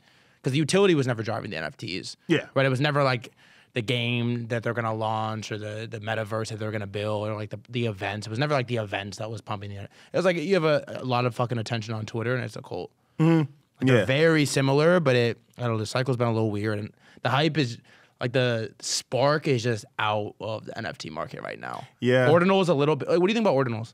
I guess Bitcoin beta at large. I mean, I got wrecked on ordinals, bro. I got wrecked pretty bad too. I got wrecked on ordinals. Ordinals, it's like, I think. What'd you get wrecked on? What did I get wrecked on? Like no monkeys. I got a lot of puppets still. I ground chip those motherfuckers. I love the puppets though. They're sick. I love puppets. I love the puppets. The puppets are sick. No, they are sick. Which ones? I held some like weird shit. Not Ordi, but the other. Oh, I had OXBT. And that shit is, I don't even know how far down that shit is. Yeah. That shit is like a zero in my head. But the Bitcoin ecosystem, I'm not sure. I mean, my thesis on why the Bitcoin, like DeFi and like all that ecosystem would do well was that you have all these Bitcoin holders with a ton of cash, like they're the like largest market cap in crypto. The ancient Bitcoin whales. Old Bitcoin whales that they have Bitcoin, they're gonna want to use that in DeFi, or like whatever else, or knows whatever. That was my original thesis, but I'm not sure like if that's tapping a new market. Like you think about all the really old Bitcoin whales that are degens. They're already on ETH and Solana and all that shit anyway. I was thinking about that. I'm like, they probably have their Bitcoin. They don't really want to touch that shit anyway. Yeah. Like they already have their Bitcoin shit, and then they have their degen shit that they're doing on chain. So it's like, are you converting the people who literally don't do anything on chain with their Bitcoin to get them to do some shit? That's what you got to tap. I don't know if that has happened yet. It felt like the whole ordinals run was literally just the ETH and Solana degen just moving capital over to Bitcoin. It was like everybody saying that the Bitcoiners are gonna do this, and it was like we're just. And it's just it's money that already existed. Yeah. All right. On the off chance we get some new people, some retail watching this pod, it'll be on YouTube. We got some subscribers. You know? Yeah. If you were to come into crypto right now with like $1,000 portfolio, where would you focus? How would you run it up? $1,000 portfolio. I think. I mean, probably on Solana. I'd probably be in the Solana trenches. Like, I would say that's where most of my capital would be, is like playing Solana alts, and trying to like stack my Solana port. And then with like a smaller portion of it, I would be doing the thing where you're trying to bridge to the new things that are popping off. And that's what I did. I did it really well last cycle. Like, I was one of the first people to bridge, like, from whatever. It was AVAX and Joe. That shit popped off, went crazy. I was on Harmony. That shit popped off crazy. Harmony. Bro, I was at Phantom. I was on Phantom. I was on fucking... A lot of the, like, the new L1s that spun up ecosystems, I was doing, like, the early bridging stuff there.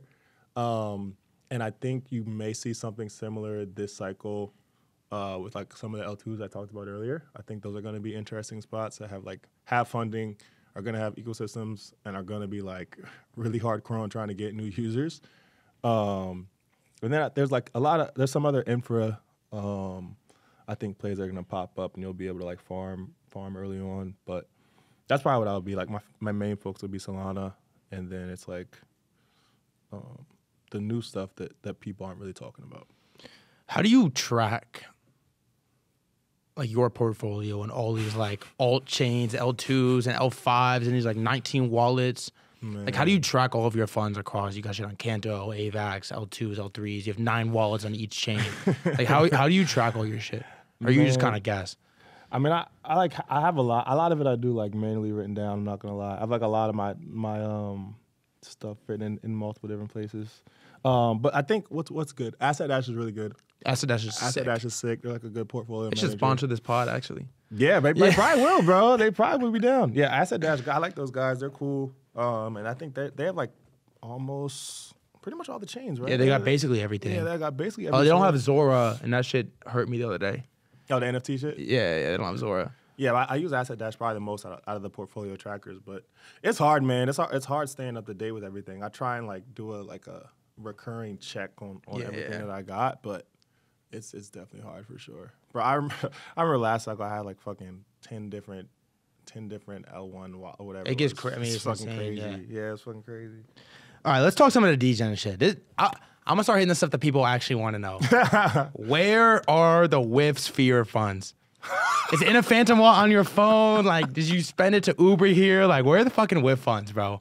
What is this Sphere talk? Hit me. Oh my God. Bro, they're in the same multi-sig, bro. They haven't moved. They haven't gone anywhere. Bro, so the WIF Sphere, the multi-sig, it's still like the same people that were on it originally. It's like me and some other guys that I met and I know they're like in the WIF community. I know they won't like rug like just because my name's on there and just go run away with shit. Like I know who they are. But yeah, it's in the same multi-sig. That shit is just hella complicated to get done, like get through to like make shit happen. If you saw like I think a few weeks ago they had Bitcoin on this. Yeah. So is it gonna happen? I'm gonna say yes. Okay. I'm gonna say yes. But just like if it doesn't, everybody obviously would get their money. Of course, back. Like, of course. Niggas is not running away with the cash. Do you regret doing it? Bro, because I don't like. Bro, it's like a lot of this shit. I just be fucking going. I just be fucking doing it. People are like, yo, Z, we should put on the Spirit. I'm like, all right, cool, yeah, let's do it. All right, bet. And then people were like, I mean, I'm not gonna go do all the fucking legwork to set it up, and make the website and do all that shit. But like, there are people who do, and the community will set it up. And there's like, whenever it's ready, I trust them to do it. And then like, if it's ready, then we're gonna run it. I'm like, all right, cool, run it whenever it's ready. But it's like, I gotta start doing random shit like that. Yeah. Like, it's just, because there's just so many eyes on everything that I'm doing now. And it's like, I'm not doing anything wrong, but it can appear to other people that I'm doing things wrong. Yeah. And then that shit is just like annoying to deal with. I also think it can be, like, I'm not in your spot, but I feel like it can be hard to realize the scale of your influence until you do a thing like that. And they're like, oh, shit. Yeah, bro. Like, that was crazy. Yeah, bro. Nah, I didn't realize the scale till niggas was like recognizing me walking down the street and in the club and shit. And I'm not at crypto events. I'm like, what? Bro, I'm just outside. And people are like, Ansem. I was like, what is going on? I'm looking at this list. You have done some crazy shit this cycle. I've done a lot of crazy shit. A lot of crazy shit, bro. I've done a lot of crazy shit. All right, talk to me about the pimp arc, bro. What is Ansem's Angels what is the state of Ansem's Angels in August 2024? Arc. Oh my God. Yo, so Ansem's Angels is so Join Only One is an application on Solana. They're essentially like an OnlyFans clone on chain. Yeah. A lot of the same features that OnlyFans has. Like a lot of cool stuff on Sol. And I'll say two things on this. I'll say that the first thing, I'll say like why I thought it made sense to do and like what my thought process was in the beginning. And then the second part, I'll say like why I realized people were angry at me for it. So I'll talk about that. So yeah, the first part, my reasoning was like, this is a consumer application, has whatever, I don't even know, hundreds of millions of users, whatever, on off-chain. OnlyFans. Yep. So shit that exists already. It's fucking widely used. It's very popular. Everybody knows about it.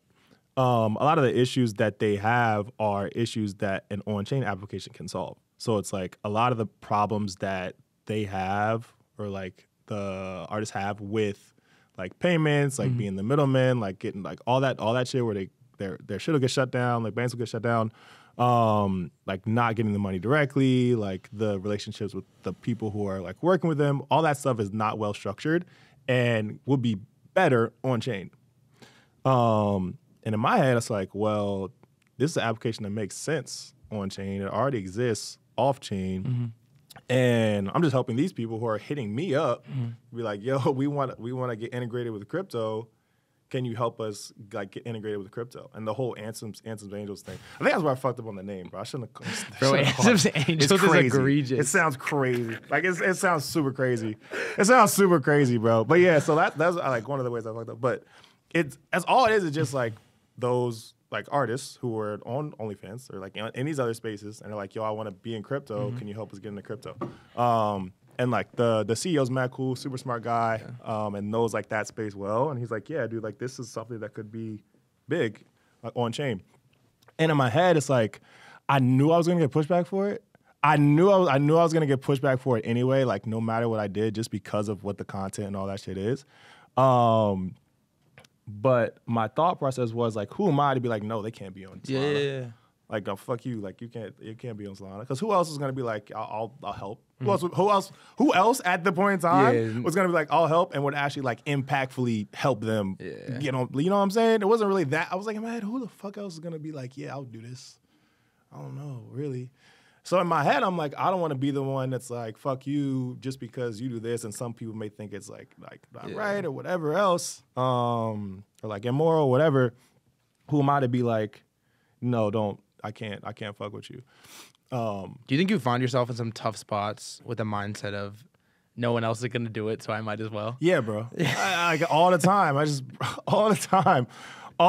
And then I'll say the second part, like why I understand people are mad or like we're mad. It's like that, like OnlyFans culture is kind of like a drug for people. Yeah. So it's like gambling is like a drug, drugs are like a drug, alcohol is like a drug. OnlyFans is also like kind of those drugs where it's like, yes, people do it. Yes, it's gonna exist. Yes, if I said nothing or did nothing, OnlyFans is not going away. Like it's just gonna still happen.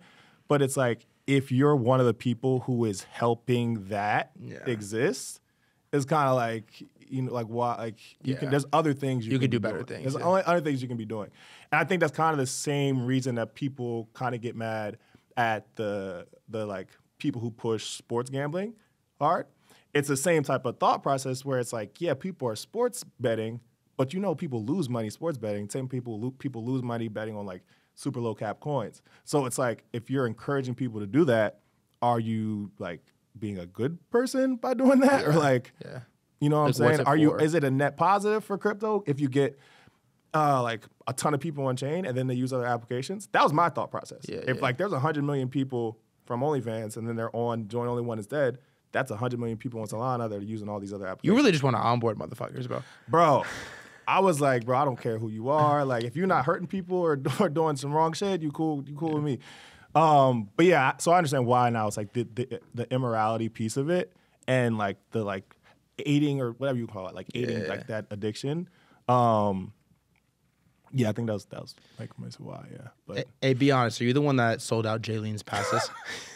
No, I wasn't. And every time somebody bought one, she DM me like, "Yo, was that you that did that?" And I'm like, "Nah." She's like, "Yo, who's doing this?" I said, "I don't know." She's like, "Damn." She's like, "Ansem, just buy one, bro." I said, "I don't know, bro." One time somebody bought like two. Like somebody bought one, and then it was like one left, and somebody bought one, and then like listed it higher. So that's Ansem's Angels. You did bring up a topic that I think we should hit though. I think there's been like I don't know if this is because crypto is kind of dead right now. There's not that much volatility, but there's been like a widespread narrative push towards sports betting.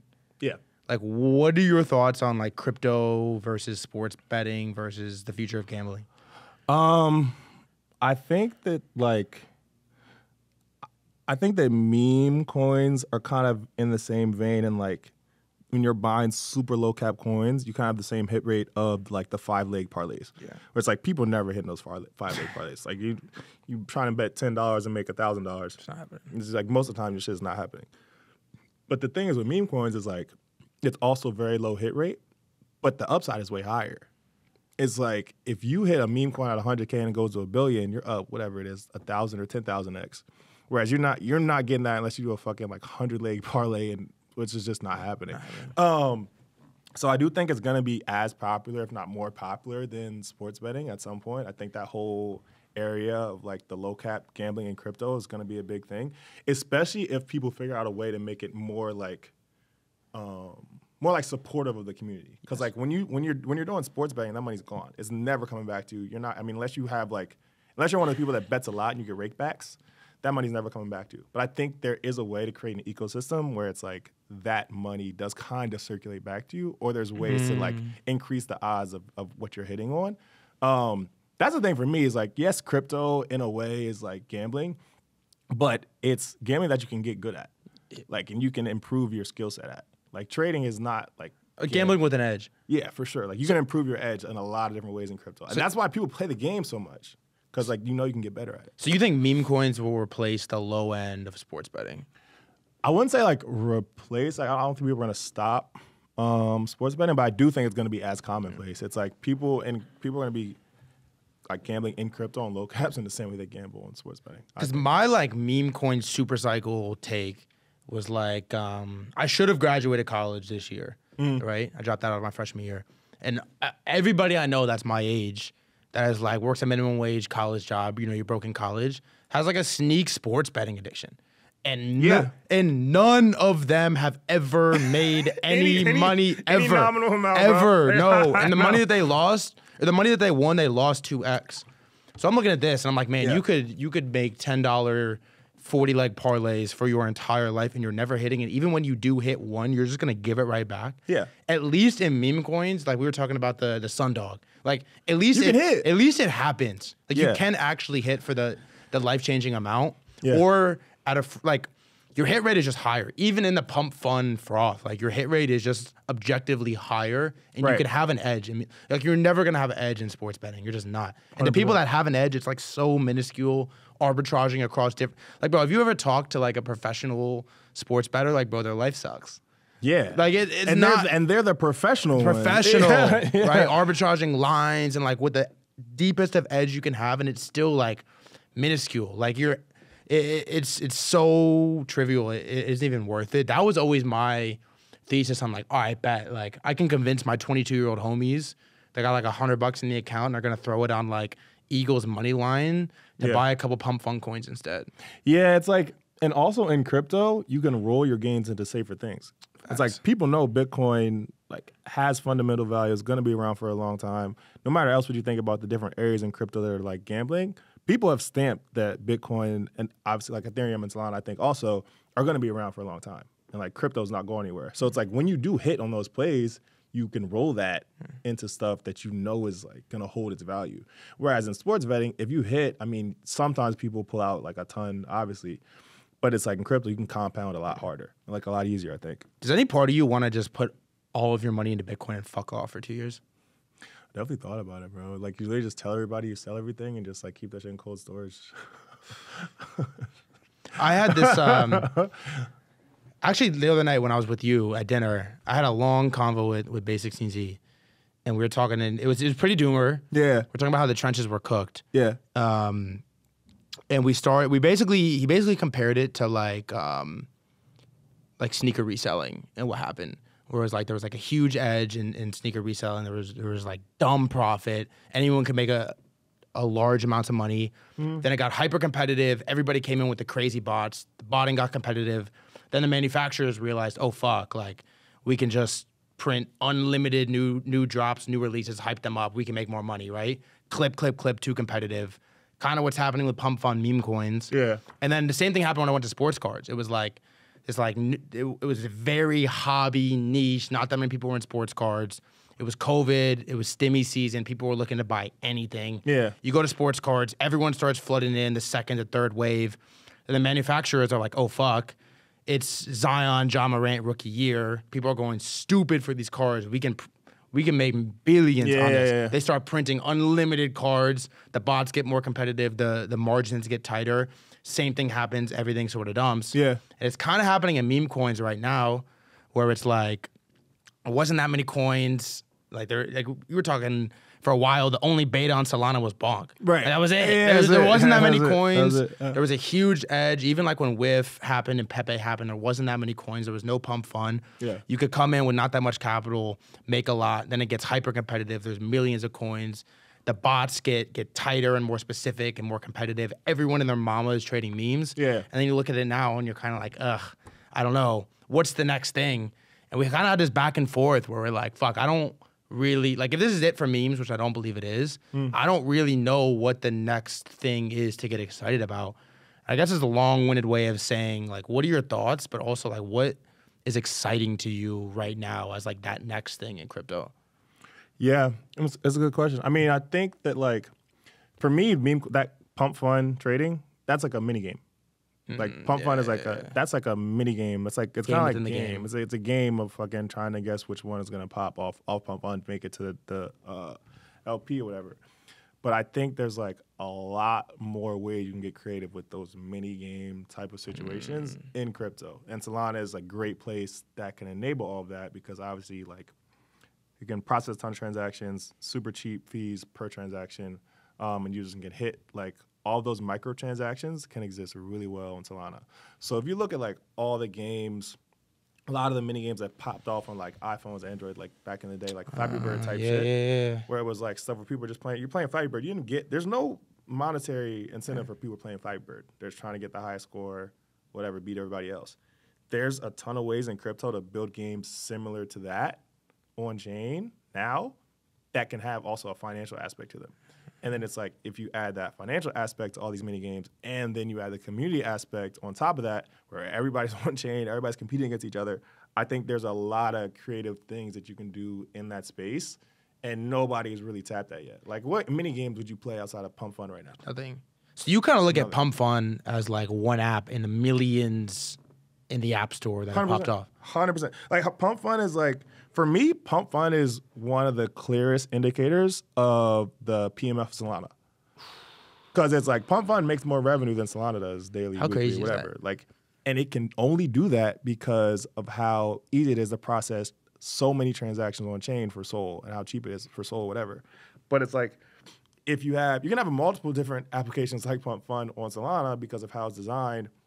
Like, if the hotspots with fees, like if you have fees pop off in one area of Sol, right, it shouldn't affect some applications going on over here in Solana. Like the way they process transactions in parallel and like the way it's designed should be able to work in that way. So you can have a ton of different applications on Sol that are all these fucking like crazy mini games where people are like gambling or competing with each other on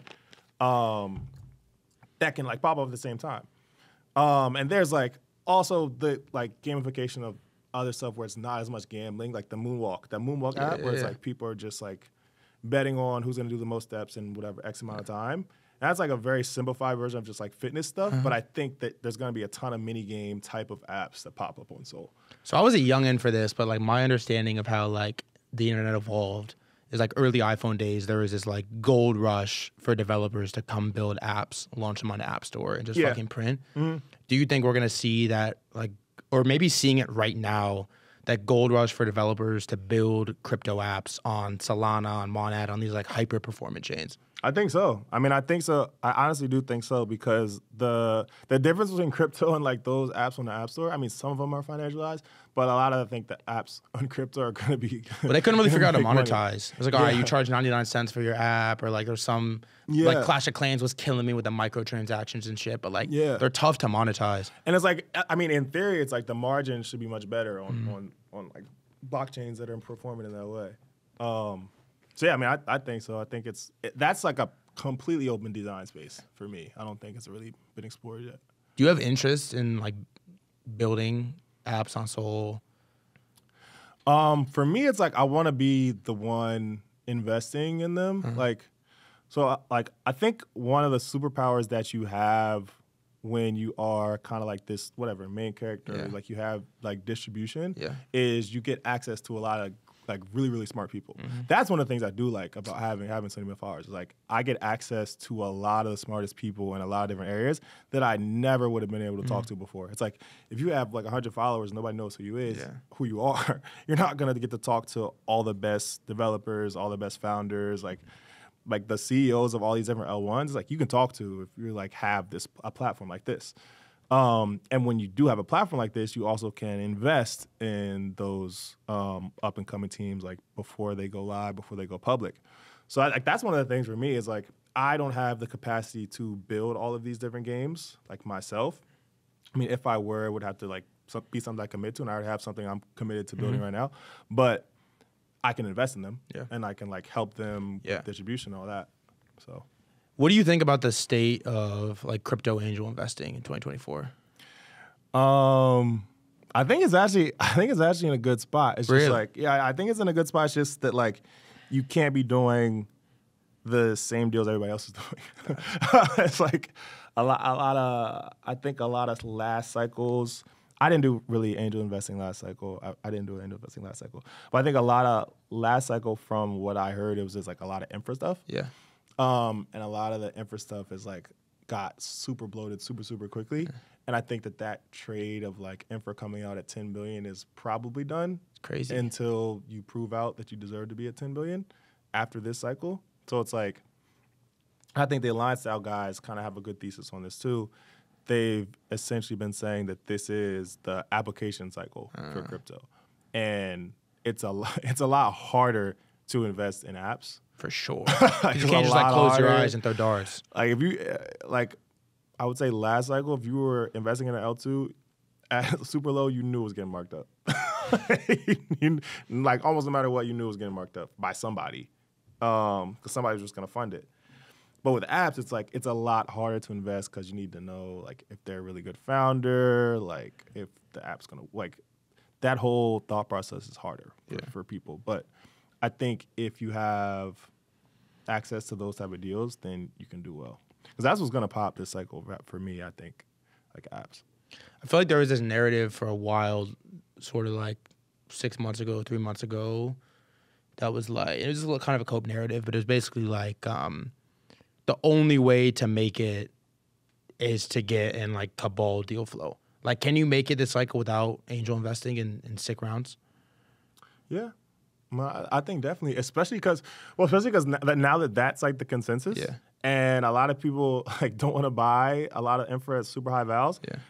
The vals will come down in public, and then if you have teams that are doing a great job of building out their ecosystems, it's gonna happen at the same time as like these vals come down on infra, and then it's like these teams are building great products, and some of them are gonna pop off, and you're gonna get a discount to whatever it was priced at when it launched. And it's like if you're one of the people who didn't do the angel investing, you're gonna get to buy it at whatever val, but you're also not gonna be locked up for 3-4 years or 2 years. That's a good point. I think that's gonna happen a lot. Honestly, I do think that's gonna happen. Hey, it might go against your bags, but what do you think? Like, what would it take for a new chain to overtake the culture side of Solana? Like a Solana stamped certified king for the inevitable future. Like, what would it take to overtake Solana right now?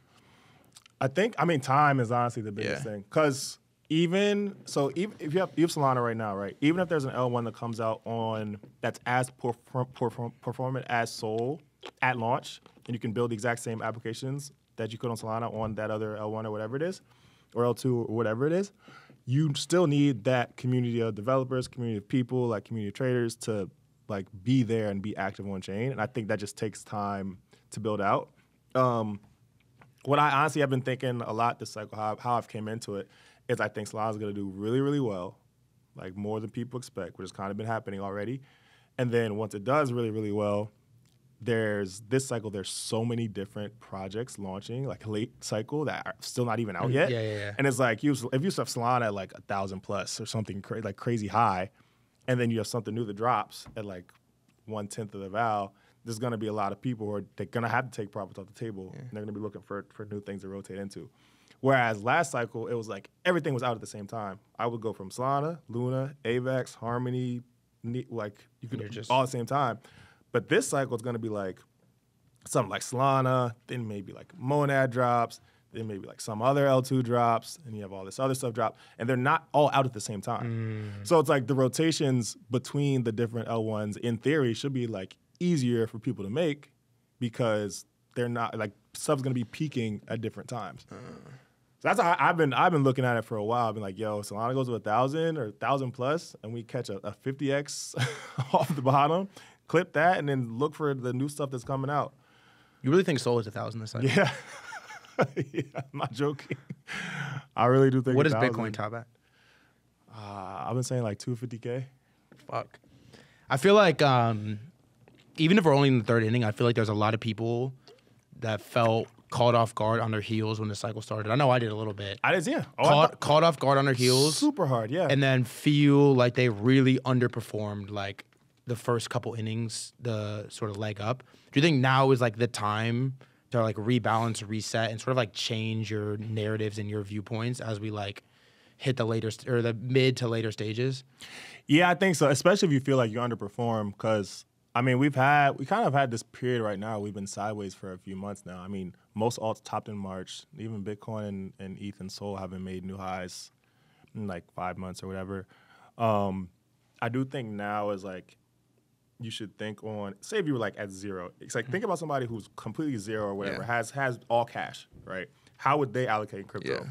Coming in right now, not thinking about, oh, it's already up 7x, it's already up 10x, not thinking about any of that stuff, just like, if somebody were to come into crypto right now, how would they allocate? Just looking at the landscape right now, not whatever preconceived biases you have, like preconceived notions you have, whatever else. How would they allocate? You always want to be thinking about that. Always want to be thinking about that, like because that's how you kind of counteract the biases that you have.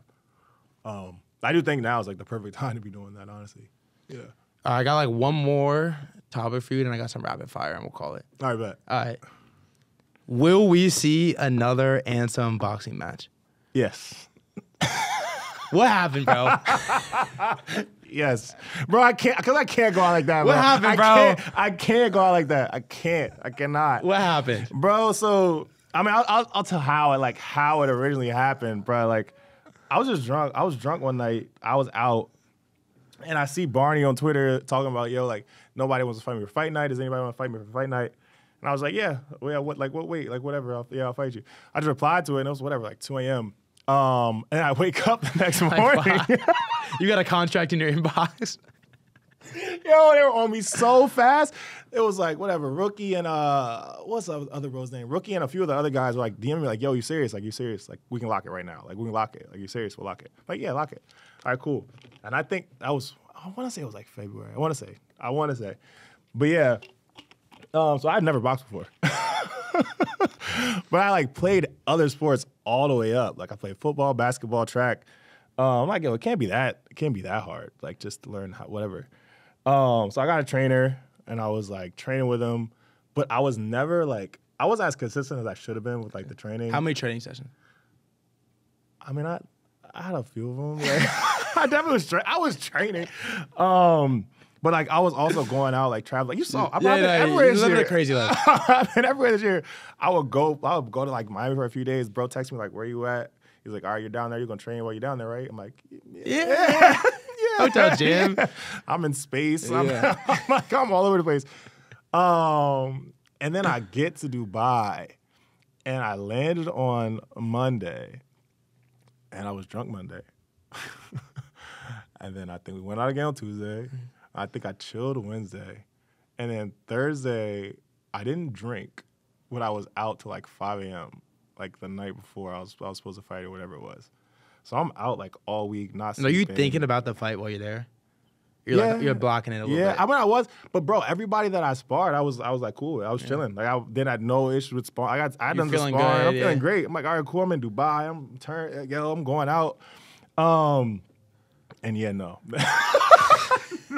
Absolutely not, man. I walked, man. The first round was okay. Yeah, first round was decent. I watched it back, and I'm like, all right, first round was all right. You watched the whole thing back? I watched the whole thing back. Was it I tough? watched the whole thing back. I took a minute to watch before I started watching it back. But I don't blame you. Bro, I watched the whole thing. I was like, okay, first round was decent. First round was cool. Right. Second round, I'm like, damn, I look like not great. And then I was so tired. I was gassed, bro. And then I remember my trainer, bro, was like, I know you're gassed. He was like, just like let him punch out, like let him try and punch out in the third round, and it's like try and knock him out fourth round. I'm like, all right, cool, I can do that. I can make it through round three. I'll chill round three. I make it to round three. So round three happens, and I'm like so tired. When I tell you, bro, I was gassed. Yeah. I was gassed. I was like eating punches with my face, like just on my chin, bro. I was just so fucking. I was literally eating just punches. Yeah. And the ref's like, bro, you gotta swing back or like I'm gonna stop it. I'm like, all right, cool, yeah, cool. Yeah. And then obviously I was like not throwing punches back. And he stopped it. I didn't want him to stop it. I wanted him to let me get to like the last round because it's 4 rounds. Bro, when I tell you, it's only 2 minutes. 4 rounds, 2 minutes. It feels crazy. Oh, it's 3 minutes. 3 minutes. It feels crazy though. But it feels like, whoa, like way longer than It was linear packed shit. in there too, wasn't it? It was well, bro, the stream had like 100K or whatever tune in total. Hey, what'd you do? People watching that shit, bro. Right when you were done, you got back, you got to your, what was your phone like after that fight? My phone was blowing up. My phone was blowing up, bro. Twitter was blowing up. People roasting me on Twitter. People texting me like, yo, you good? Like, what's up? People like, I walk out of the ring. People worry about me like, yo, you good? Are you all right? My friends are concerned. They're like, yo, are you okay? Yo, I'm like, damn. I remember the first thing I tweeted, I was in the Uber leaving the place. I'm like, bro, why are niggas texting me like I'm dead, bro? Like, I'm like, yo, what the fuck? Oh, that shit was funny, bro. That shit was You went out that funny. night too? Yeah, I went straight to club. Straight to club. Right back at it. Yo, and the funniest shit was I get to the club, and everybody's like, yo. And they're just like taking pictures with me and shit. I'm like, bro, I just got my ass beat live in front of everybody. Oh my God. Hey, you stopped in the ring though. Yo, I did something in the ring. That's what everybody said too. Like, yo, I wouldn't have done that. I remember Kobe was like, yo, I would not have done no shit like that. What's the plan for fight number 2? I actually need to train, bro. I need some You got something lined up or I no? need to train. Not yet. No, not yet. But yeah, I got to run it back, bro. I have to. You got paid for that? No. Really? No. You did that for free? For free. That's what niggas said. Niggas like, one of my niggas texted me and he was like, yeah, you just got your ass beat. But how much did you make though? And I'm like, nothing. He's like, yo, what's good? He's like, what's good with you? Oh my God. Nah, that shit funny. That might have been the actual Pico top of the Yeah, right? That and Hobbs and that was peak Ansem. That shit was so funny, bro. That shit was so, bro. And I stayed in Dubai for another week. That's crazy. Hey, Dubai was lit though. Hey, just because I just thought of this, how did you feel about Vitalik fucking retweeting your? That was after that happened too. I think so. Yeah. Yo, I was. Have you met him? I've never met him. I've never talked to him. Bro, I was so caught off guard by that. I was like, bro, no way Vitalik is coming for me. Everybody's came for, all the CTs came for me. Everybody's came for me. And then Vitalik retweeted that shit. I said, no way, bro.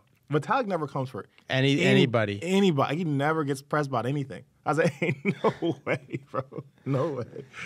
It does bring me to one more topic. We'll hit a few rapid fire and we'll call it. Do you think now is a good time for a new trader to learn how to leverage trade? If you want to do it with a little bit of capital, then I say yeah. You said you ran 3K to 100. You said that earlier or no? Followers? No. Leverage? Leverage. Maybe it was followers. No, it's followers. But Okay. I mean, I've had some good runs on perps, bro. I mean, that's how I made most of my money last cycle was perps. I was crushing perps. I hit Axie from like 8, 9 to like over 100. I hit Luna from like, dang, what was like around 10 there. Bro, that July 21 bottom where everything I caught all of it. Like, do you think the good on-chain traders should move to perps? No, I don't think so. It's like if you have a skill set that you're good at in crypto, like it's like you should definitely stick to that. But if you want to be in crypto for a long time, you gotta know how to do both. I mean, it's like spot is way better than anything for sure. But being able to trade spot is the same as being able to trade perps. It's just a thing of managing your risk. Yeah. Like you should never be like heavily leverage your entire account, but it's like if you can keep some on whatever exchange or whatever platform you're using, you like say you have 10K. And you like want to like leverage trade, you shouldn't be keeping like the whole whatever 10K on whatever platform. You can keep like 3K, 4K, and you can lever up whatever you need because it like leverage should help you avoid exchange risk instead of like you levering up your entire port. Yeah. And it just like makes it easier for you to get size in really good spots. So it's like if you have, say you want to risk like 10% of your port, and you only have like 1,000 on exchange, but you have 10,000 like in capital in other places, like, oh, I can lever up the whole way. And like if I get liquid, it's just 10% of my port. So it doesn't really matter. A lot of people think like you want to lever up your entire net worth. Like, Yeah. oh, I'm 10x leverage my net worth. That's not how you should be using leverage. You typically want to use it so you actually have less capital on whatever exchange, and then you can lever up and manage your risk that way. But yeah, I mean, it's definitely if you're going to be trading crypto for like a long time, you definitely should eventually learn how to. But spot chill and knowing how to do stuff on chain is always going to beat. Not always, but it's going to beat most of the time. Who's the best leverage trader in crypto? Probably Rhino, bro. Really? Probably Rhino or CL, probably. Damn, CL? CL's nice, bro. I fucking love, this is one of my favorite accounts on Twitter. CL is nice. Yeah, CL. I thought you were going to say Gainsey. Bro, Gainsey is Gainsey's just a degen. Gainsey is one of those guys who when he hits, he will hit for like infinite. But it's like, But if he's I not say like hitting. pound for pound, best, I would have to say like Rhino or CL, yeah. Say last. Yeah. I got a couple of mid rapid fires, and then we'll call it. All right, I have best and worst trade ever. So best trade ever. We talked about it already, or no? Best and worst trade? Yeah, I mean, I think it's Solana, bro. I mean, the cycle Solana, What's the worst trade ever? like the memes. Worst trade? Like I think the worst trade that I've like lost, like purely lost, was actually a Luna short. Oh, really? A Luna short. What about biggest round trip ever? Definitely DFK. DFK? Yeah, for sure. Was it crazy? Bro. It was Man, crazy? I had so much fucking jewel, bro. The Luna one was the worst one though, because like I was so confident the market was topped in late 2021. I sold like everything except for Jewel DFK, and I was like, "Fuck it, I'm short Luna." It rallied back into the highs. I remember this trade because I was so fucked up, and I had like everything in cash, and Luna rallied into the highs like late night off some shit, and I was like, "Fuck it, I'm heavy shorting this shit." I tweeted it out, tweeted the whole thing out. It's like, "Fuck this shit, top, going off." No, I just be randomly going off. It's like going, I was like going a off, manic, just going off like that. And I took the short and passed out, and then I woke up. I said, "No fucking way." Do Kwon got your ass. Got my ass, bro. And then that shit went to zero. Yeah. You're a little early. You're a little early. And then that shit went to zero. Oh my god. Shout out GCR. Yeah, shout out GCR. Who's your on-chain counter signal? Damn, I don't have an on-chain counter signal. So I don't really be tracking people like that. To be like, yo, if he's in, I'm not touching shit. I don't have one. I don't have one. Hey, how much Solana have you sent to women this cycle? Like a cumulative number. Way too much, bro. way too much. How many figures? Yo, a substantial amount. Bro. I've been in the clubs like, yo, you want some Solana? Like, yo, what you need? Like, yo, I swear I've been, yo, that for sure I've been, oh my God. So funny. All bad though. For sure, all bad though. Yo, when that shit goes to 1,000, you're gonna be tracking this much. yo, I'll be hitting them back like, hold Yo, on, you wait, still got that? You got that? Yo, you got that, right? You're right. Yo, do something with that. What's the most popular coin you think will die this cycle? Die? Yeah. You can't say ETH. I was gonna say something so funny. No, I'm not gonna say ETH. I think Cardano might die. A lot of those L1s are like in danger territory. It's out of the top 10 too. You see that? They're in danger territory now because now there's a lot of solid L1s with like communities and like teams and good tech. And like Colt is just not going to get you. The cold, yeah, and it's not even colting anymore. Yeah. That's the thing. What do you think is the most slept on coin? It doesn't have to be like a low cap meme. Actually, I think one of the most slept on coins right now is Metaplex on Solana. Yeah, Metaplex. They actually make a lot of money off of like all this meme coin shit that's popping off, and people think of them right now as like just NFTs, but they have like a lot of other standards that people use across the ecosystem. And I think, I don't want to get this wrong, but I think they're actually doing like token buybacks with like a portion of the revenues. I'm pretty sure. And that's a team that's been around on Solana for a minute. Like they're solid. And now I don't know, not a lot of people track them. There's a lot of like the Solana DeFi teams that I think are going to do well. Camino is also another good one. Camino is a smaller one that's good too, because a lot of people have been talking about Aave recently. But you got to think if Solana has another leg up, people continue to use Solana DeFi and like Solana apps. Right now, it's been just Solana memes that have ripped. But you haven't had a Solana DeFi summer, Solana DePen summer. All that really hasn't really popped. So those are two goals. Who's the most underrated account on CT? Most underrated. Damn, I got to think about this one. Most underrated account. Damn,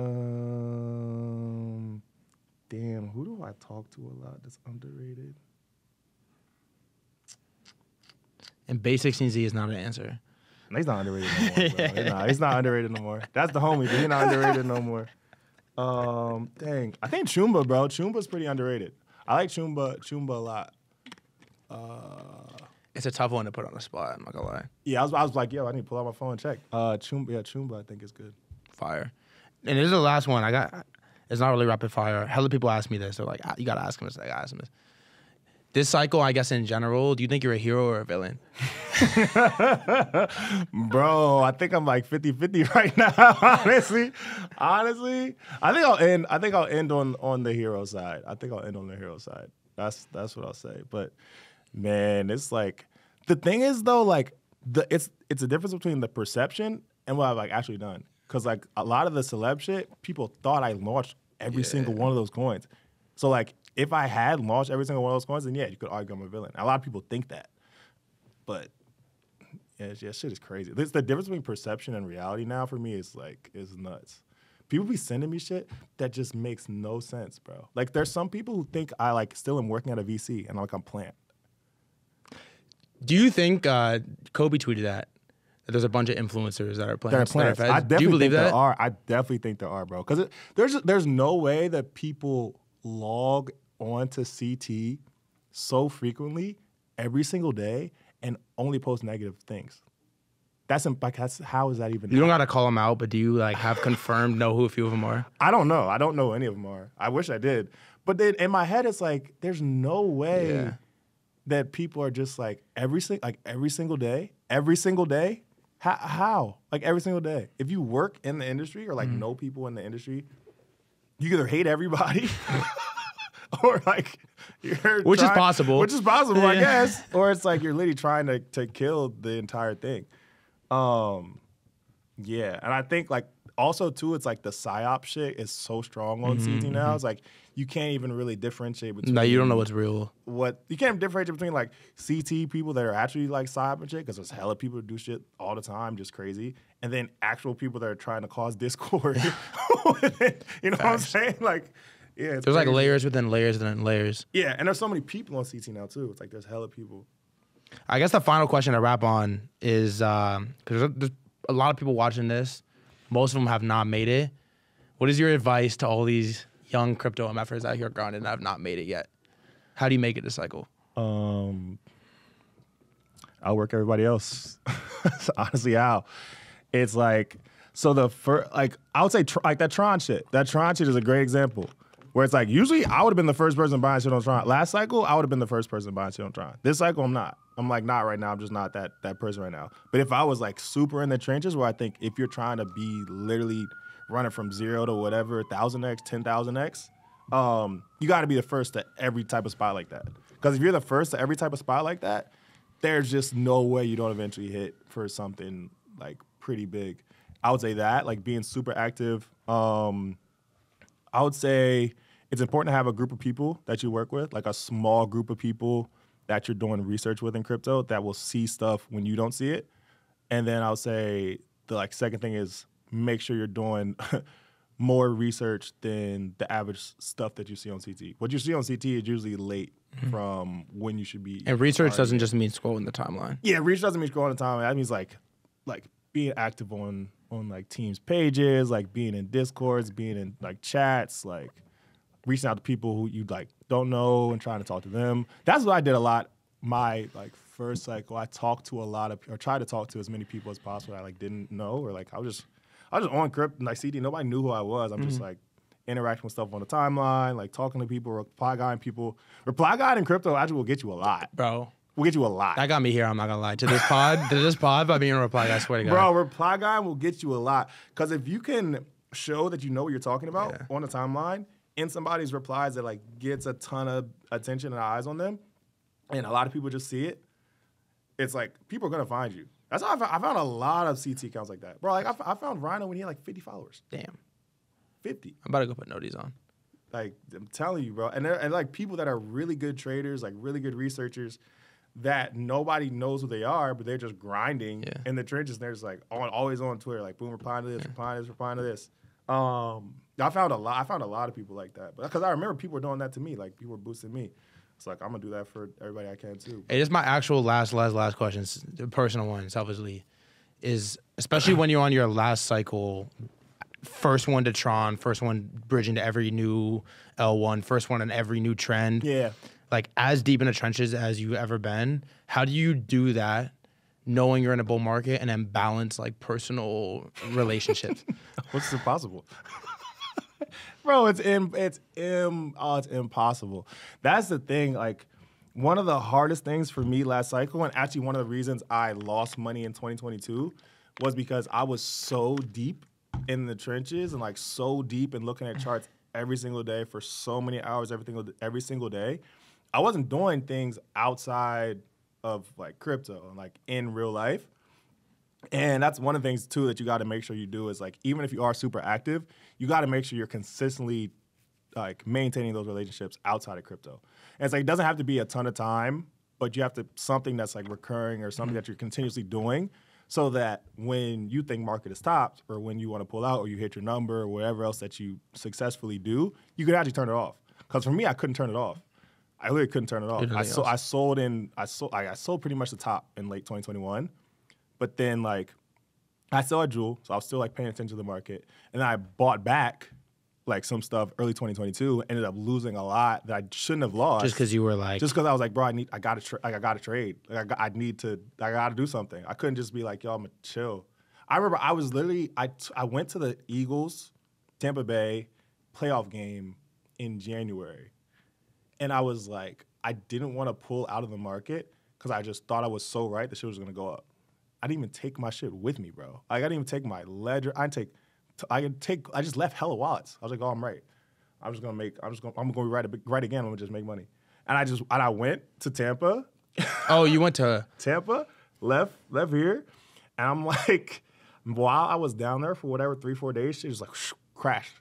I forget, it's end of January. You can look at the chart, but hella on-chain shit just crashed. I couldn't even sell. You couldn't even sell?